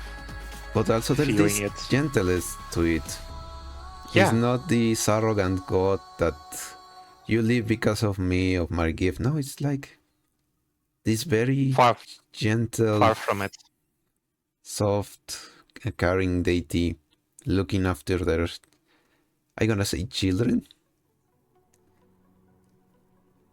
which fits Shu very well. She's the caring one of the Sui siblings. And the techno part also fits because of the siblings so far. She's the only one who has keep up with technology. If you see the few videos we have seen about her event and her promotional video, her crops have state-of-the-art technologies to keep them running, meaning that she is very savient in them as well, which could explain why the inclusion of the techno part, unlike the other siblings, because she actually knows how to use technology. I mean, technically Nyan also does it, but she only likes movies, so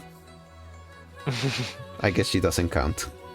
Well, she is also skilled in metal forgery, so. That's but also...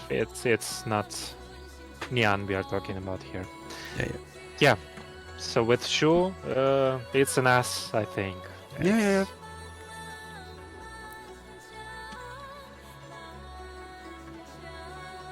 There's no joke. This deity earns her place at the top. And remember, kids, eat your rice. This is Serenade of Peaceful Joy, Suoli's theme.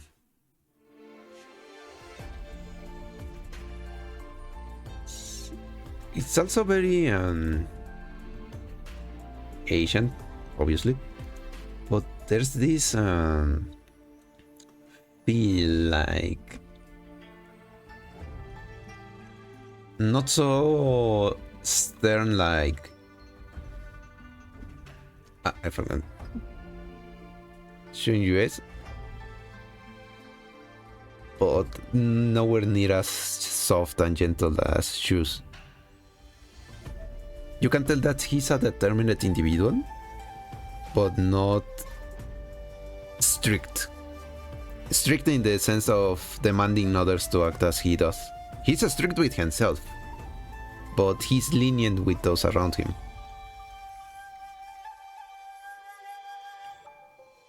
Which the songs, I feel, tries to replicate, while also having this kinda joyful air, which in turn is representative of he's young. He's explicitly mentioned to be the younger on his position in the whole history of Yang. to the point that it's also part of the name of the song.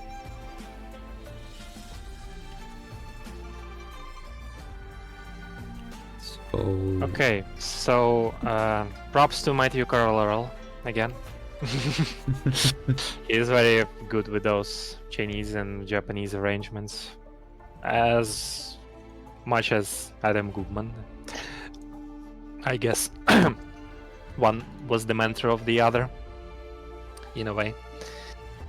But nevertheless, it's a very chill theme, you know. Mm-hmm. There's someone who was on,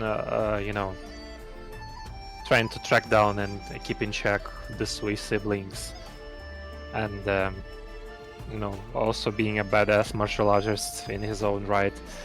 I think this is also like a post-event theme, like as him after receiving the lesson of the story. Yeah, because there's also this feeling of reflection. Not as in a mirror, albeit that's also used in the video, but rather that he's thinking about what he had just learned during the events, which bring him a new perspective in life, a new sense of humility, maybe? I kind of feel like that's what the flute is trying to imply in that very section. That's a very good take, and it's possible that represents exactly that.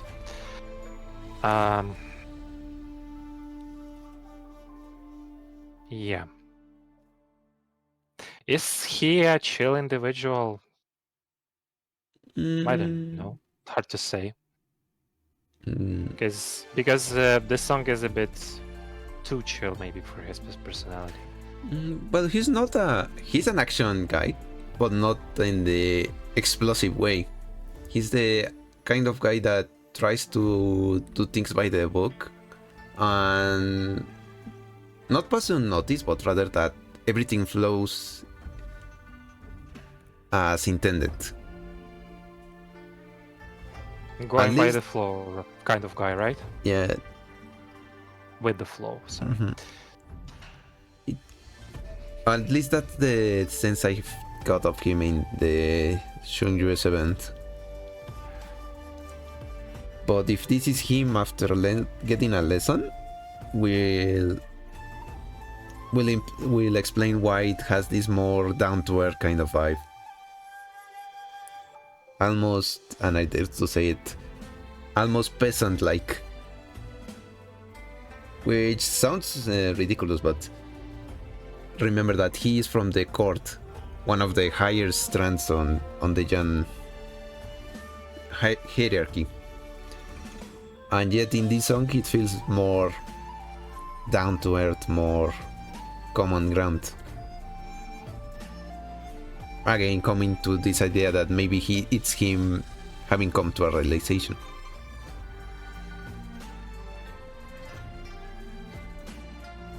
Yeah. I have nothing more to add. I'm not very familiar with the character, just like it was with Ray. But I always like his design, so of course I'm going to pull for him. And we'll get to know him properly better later. But for now, like, it's one of the subdued songs for reasons, I guess. Mm-hmm. And it was my theory on it, why it might be like that. If fitting the character into like some categories, maybe B. I guess it's B. I am between B and A. But yeah, maybe we have to know a bit more of the character. It's not so much of a miss as with Ray, but rather that the information is lacking. Yeah. But still, this childhood lands in B. This one is 1 by 1. Ascalon's team. Same as with Ines, and same as with Degenbrecher. Same story. At least this one has a bit more depth, you know. Honestly, I'm surprised when you mentioned that this one kinda was inspired by a Sherlock Holmes theme song. James Bond, sorry. It has those vibes, you know, Skyfall and you know, modern James Bond films with the ones with Daniel Craig. Look at that, it gives it a different vibe, though still it tells us very little about her as an individual. More Sadly. Of her approach to things and how she does her espionage, her intel gathering, but very little about herself. However, I think this is the one character in which this fits, because she's an actual spy, unlike W and Ines that just do things behind the scenes. Ascalon actually actually is a spy. She actually goes on the cover, she actually gathers information, she actually keeps an information net going. So it makes sense that her song is intentionally avoiding to tell something about herself, because it's something she herself will not do. Yeah, and occasionally assassinating people. I mean, that's by the name, one by one. Yeah. It's a bit too upbeat for a person who kills people from behind the scenes. Okay. So yeah, kind of strange song. I don't know what to make out of it. Personally, I think B is a good place. Yeah. Because it doesn't tell us anything about the character, but at the same time it's intentional and it fits the character, so I think B is a good place. Original in the concept, though sadly it doesn't say anything, and for the point of this list we cannot give it any more points.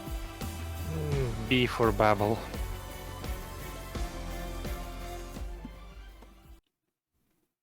And finally we reach the song everyone has been waiting for. Arsonist. Yeah, the only thing the people do not expect me to roast it. Wizardale's Theme. Okay, I have my thoughts about this song, but I would like to hear yours first. Well, you already have heard mine. Well, we talked about this, so I think it should be more appropriate for you to say yours and then mine. Okay. Well, at first I was a bit disappointed because it felt like a continuation of her first theme song. But then I just read the lyrics, I got more information about the character, and the whole video about her getting cold revenge on those on her list finally got me to a point I realized, well, this isn't a case of a character letting go of a mask to show who they really were, but rather is a character who has worn a mask for so long that she just decided to keep it on. It became part of her personality.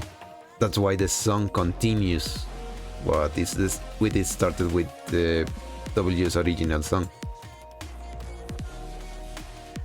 It might be a bit disappointing, but again it fits with W, but Wizardale in this case. You expected a change of character, some evolution, some modification, anything, but no. W just accepted the mask she has been wearing for so long. Now, why do I bring the video the OVA about it. By the end of the OVA, it looks like she's just completely done with the emotionally done with the whole hunting down Teresa's traders. Only for one of the children of her last target to pick up the blade. And then she just smiles as if a part of her broke, and that mask she has been using to keep appearances just become herself. I'm not saying it's perfect, I would have preferred something more detailed, but I won't deny, from that concept, it fits with Adele. Because it keeps you guessing that in what's she gonna do, what's gonna become, what is gonna change, and then, surprise, nothing changed. I keep you guessing.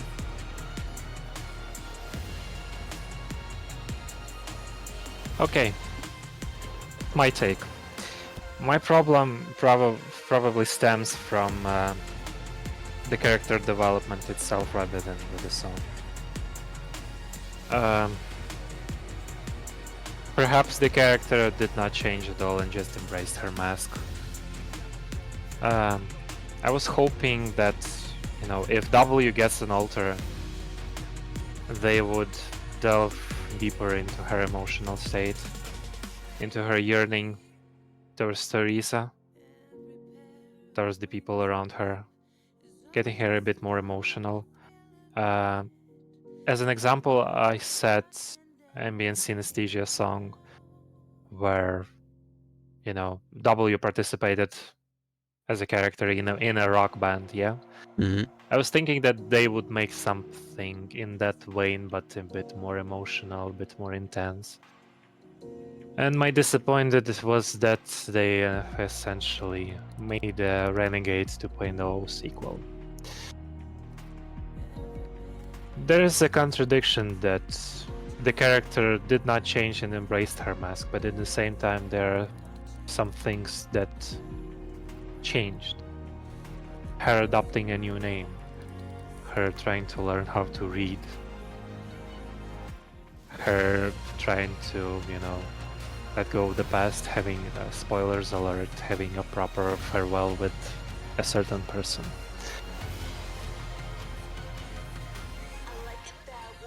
Being okay with, you know, with all the blame and stuff going on.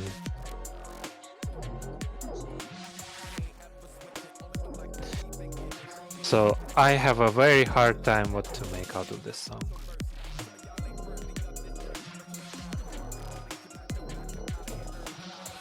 Well, it, again, just like the character in that regard. I guess we could have we were expecting something different, but once again, it's falling right into what the character would have wanted, to keep people guessing what was gonna come, what was gonna change, only for her to pull the exact same trick. So yeah, as a song I'm not exactly a fan, but I can't deny it does show a lot about the character. As disappointing as it might be, it does show that but people just doesn't change, and she's proud about it. If anything, there's this more calm to it, almost as if she embraced the mask, but she's fine with it. There's no desperation, no aggressiveness. She's just herself. That's the problem, because some slight things have changed about her. Then it's a beginning. I would say that at least it's better than Renegade, because Renegade is like all over the place and in your face. This one is a bit more subdued. It's more of the same, but a bit more thought out. So I would say 8. I would say let it be in B as a direct continuation of Renegade. Nothing has changed, so why it should change? Right? Okay, Why that's it a fair should be point. higher or lower? Well, technically, no matter where you place it, it's gonna be right beside Renegade. Yeah, from this perspective, perhaps. But yeah, you could say it was meant to be. I don't Renegade know don't try about not being in the face, but this whole message of not changing, isn't it in your face? As a matter of fact, yeah, you're right in that fact. Like, it's a continuous phrase that, for some reason, is repeated. It's like to, irritate. It irritates me. It upsets me. It insults me. That's why Why? I think that it fits the character. Because it's what she wanted to do. Okay. Yeah, that's why I say it. Arsonist, not a great song, but at least it captures W as a character way better than Renegade. So, Wizardale got the last laugh. That went smoother than expected. This one is Whistle Stop.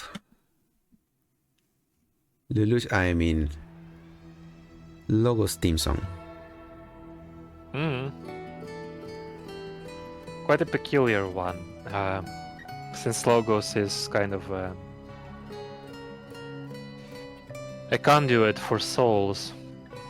Ay, no me he equivocado. He's like Charon, right? From Greek mythology.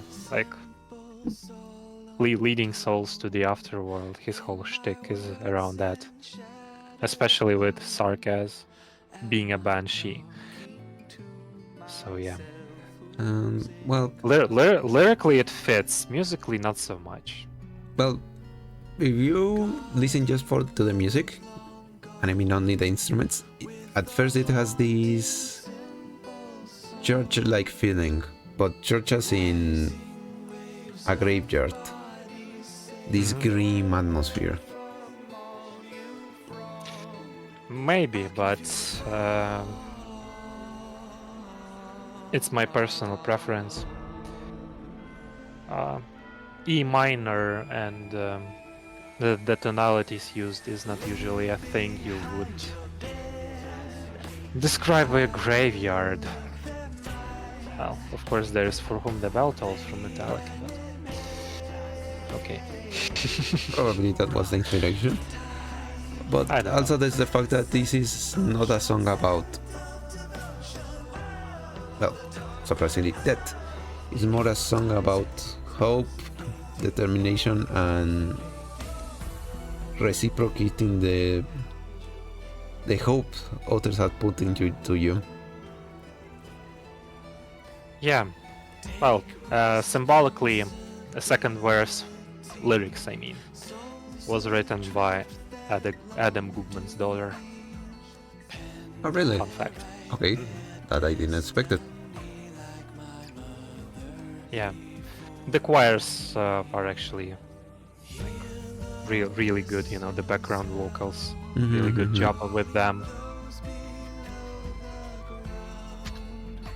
Not to mention that it has this whole Celtic kind of theme in the background. Which is kind of strange for a person from Casdell. Maybe, but remember, she's a banshee. Banshee, yeah.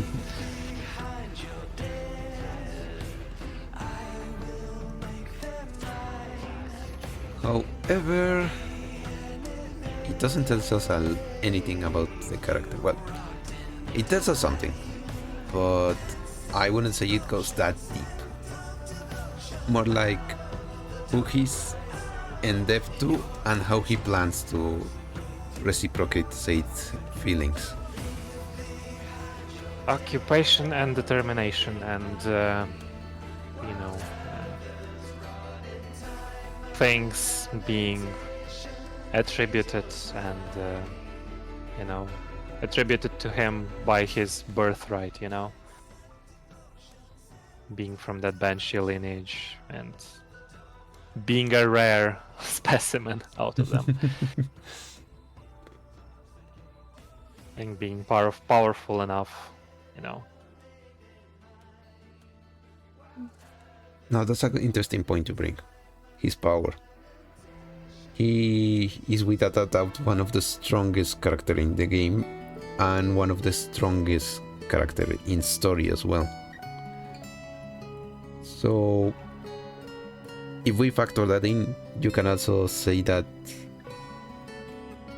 during this song is this responsibility.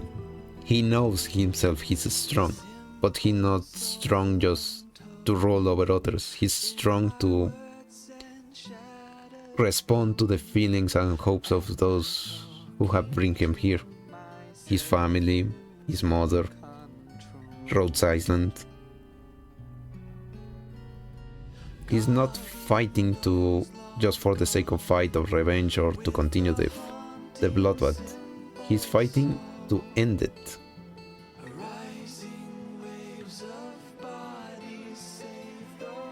Very commendable, as with most people in Rhodes Island. They share this sentiment, they share this goal, to participate in the conflict solely to end all conflict, to not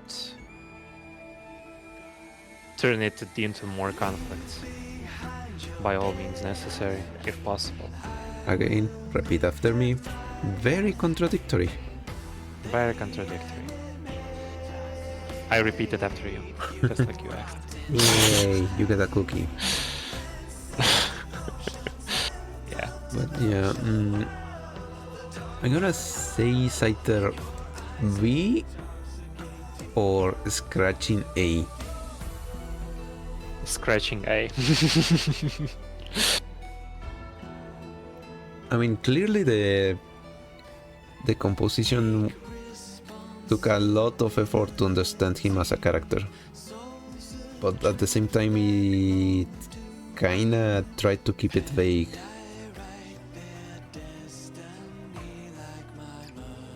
It's Adam Goodman we are talking about again. Yeah. He's very good at trying and doing that when he tries to. Yeah. So I think B is a good place. Okay, B is a good place. B for Banshee. Conquista from B B. for Banshee. But anyway, I studied psychology, not typography.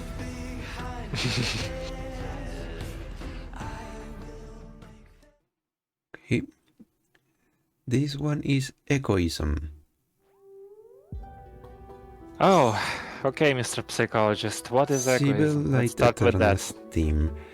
Egoism is when an individual reflects the emotions of others in order to better fit in. And that's a huge underinterpretation. At first I thought it was about how the crown works, being this hyper-empathic kind of thing. We don't know yet what's supposed to be, that allows people to share their feelings. But the more I thought about it, hear about the song, I think this is Teresa, as in when she was alive, feeling sorry for what she's entrusting to her successor.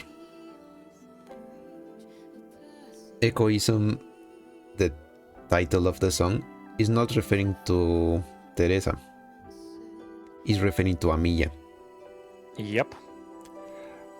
Amilla is an individual who feels really strongly when it's related to someone else.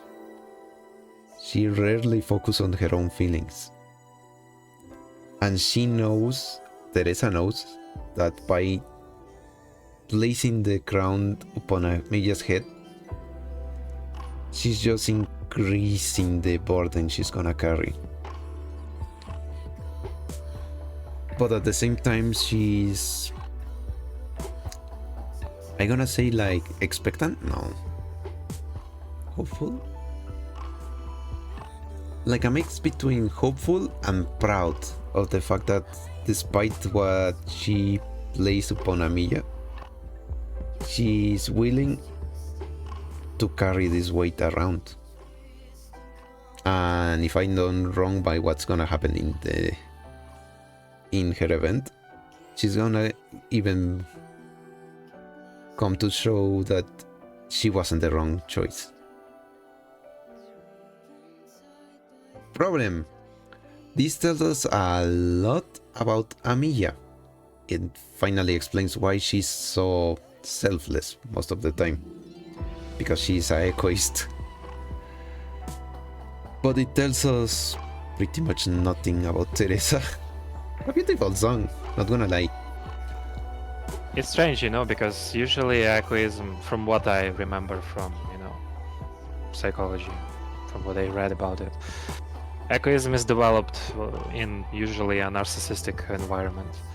Like, would that mean that Teresa was a narcissistic person? I doubt that. So, of course, it's, Amiya as an egoist is not... So it's not something because of a narcissism, right? Teresa was quite a selfless person in her own right. At least I assume that. So, yeah. I really like that, in the lyrics, in the vocals, there are parts sang by, Amiya and Teresa. And they are, echoing each other. Very symbolic, of course. And it's not dark and tragic. It's bright and hopeful.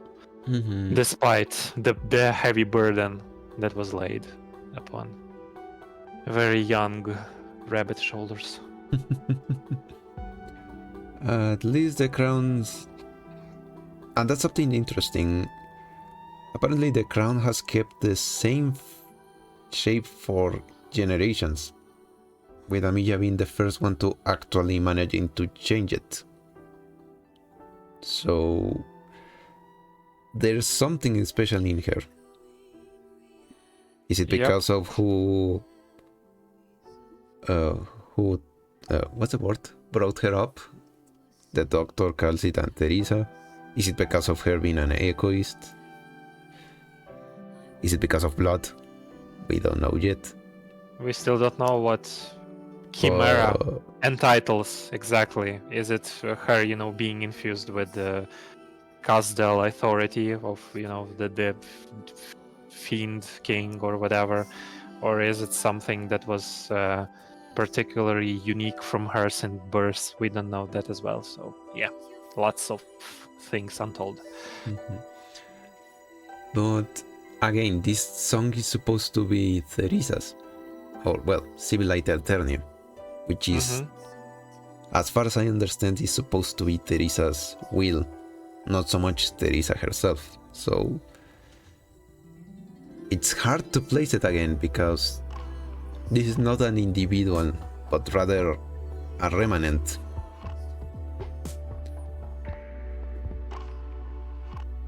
Yeah. Is the last hopes and dreams and a bit of regrets of the living Teresa regarding Amiya. Not so much the individual we will now know as Civilized Eternia. So yeah, that makes placing this one a bit harder. Because it tells us a lot about Teresa in her last moments. But not so much about the character herself. But then again, it's not supposed to. It's not supposed to. Sadly, Civilized Eternia is just an empty shell of an actual character. Despite how harsh that may sound, but for the lack of better words, let's just call it that. And despite how tragic it actually, what tragedy it entails as well. Yeah. Sounds cruel, but do you know how much having such a thing will help with people with grief? Yeah, It could also cause a lot of trouble, more than it's worth it, but for some individuals it will be an excellent therapy. Finally being able to say their piece. For W. For W. For Wizardale to finally make peace. So yeah, I think this one A, maybe. Because there's a lot in there, but there's a lot in there, yeah. Not exactly clear. So yeah. Teresa echoes into the A.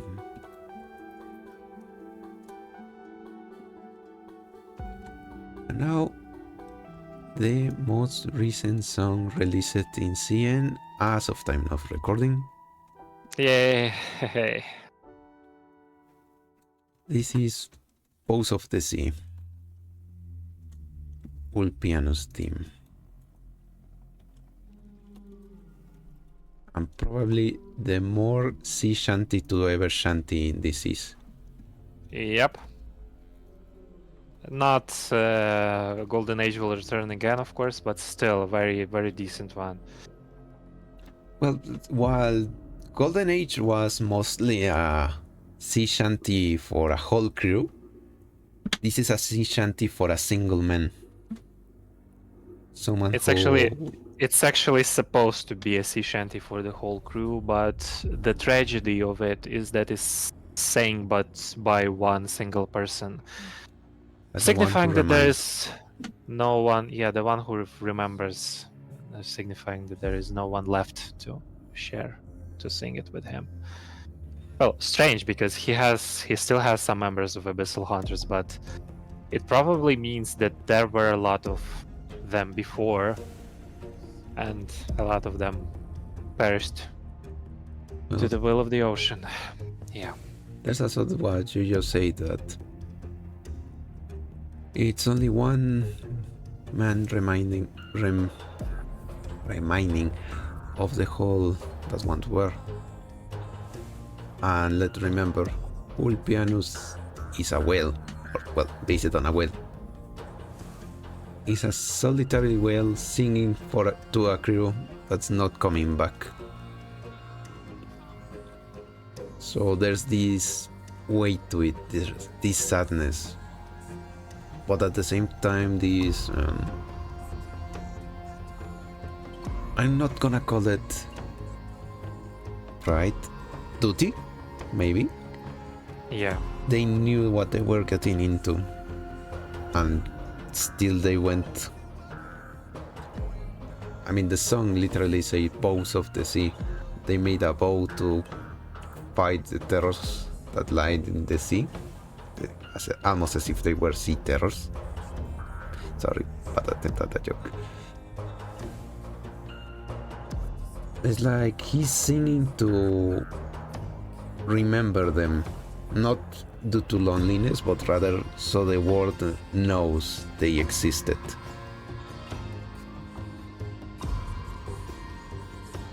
As what's the word? Not so much as to sing their praises, but rather as to sing to remember them. Yeah.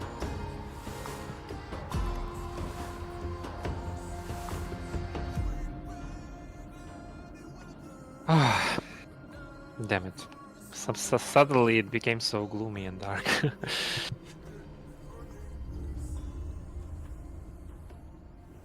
It's a very minimalistic song. It's very up to the point, like in your face. And very simple, but in the same time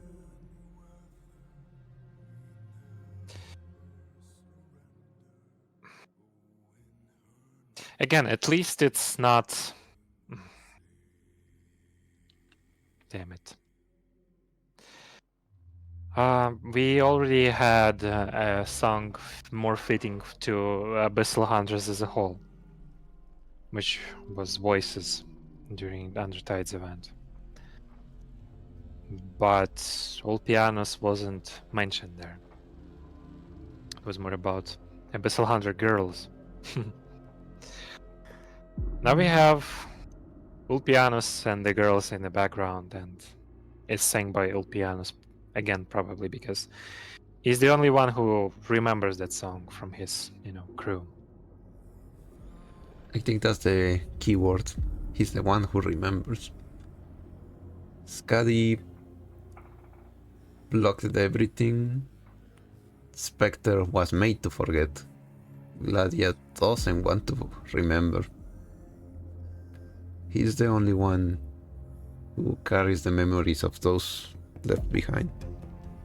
Yeah, and feels it's his duty. And is felt throughout the song. Almost as if the sea itself is crushing with each verse. Yet he keeps singing. Again. Because he knows that if he stops singing about them, no one will know. And then they will be truly gone. It's a very, again, pun not intended, it's a very deep song. Which is why it saddens me to say that while it shows us a lot of Ulpiano's determination and loyalty, it doesn't tell us much about him as a character. Well, and as sad as it can be, that's integral part of his character. Yeah. It's very important. It's what it drives him. But also it doesn't tell us what else is there besides it. The very fact that he has been helping in the background and even managing to keep the team together despite his absence, by virtue of practically pulling Gladia into keep them together. Yeah. Tells us that there's more than just sadness and regret.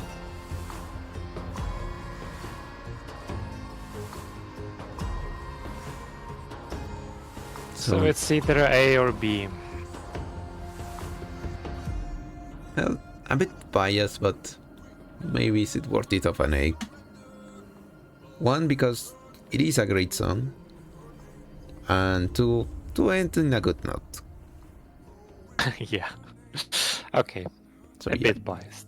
So yeah, a bit biased. A bit biased, but Pose of Sea lands itself on A. A for Aegir. A for Aegir. Now we're finally gonna get some of that Atlantean lore. Yay, finally. And yep. Bioshock. That's the list. It's interesting how few are in the lower the lower tiers. And A and B have the majority, but S is not exactly lonely either. It shows us that the developers clearly know who their characters are and manage to give that information to the teams in charge of developing the song for each one of them.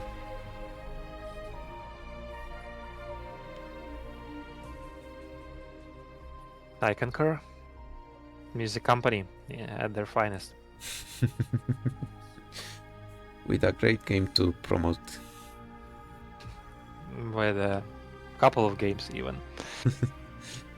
Well, jokes aside, the fact that they even let everyone enjoy their music without copyrighting them, it's just an extra flex from their part. Yeah. So, well, it helps promoting actually. Yeah. But anyway, thank you for your help Almost sleeping. Thank you for your help, Andrew. Your Thanks for having me, Blob. your point of view were indispensable in making this list. And it's interesting because these are almost 5 years of analysis technically. Yeah. But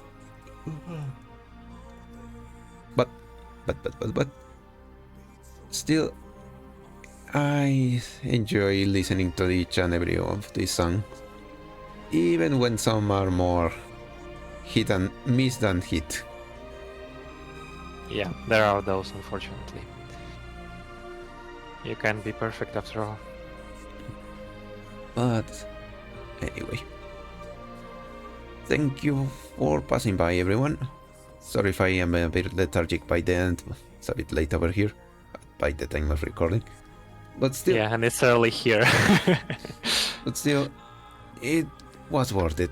I really wanted to make this Absolutely. list, and with this, I finally can say that I made have a proper collaboration with someone. Yay! Yay, me too. Congratulations to both of us. So, Yep. once again, thank you to Andrew. Please go check and subscribe to his channel. Very good music, you won't regret it. Same here. Subscribe to Blob. Take a look at his Arknights videos. And not only Arknights videos. That should be it for now. That should be all. Adios. Adios, amigos. До свидания.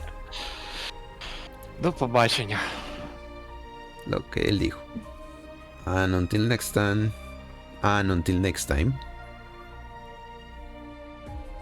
Stay healthy, everyone. Yay, he remembered. Bye bye. Bye bye.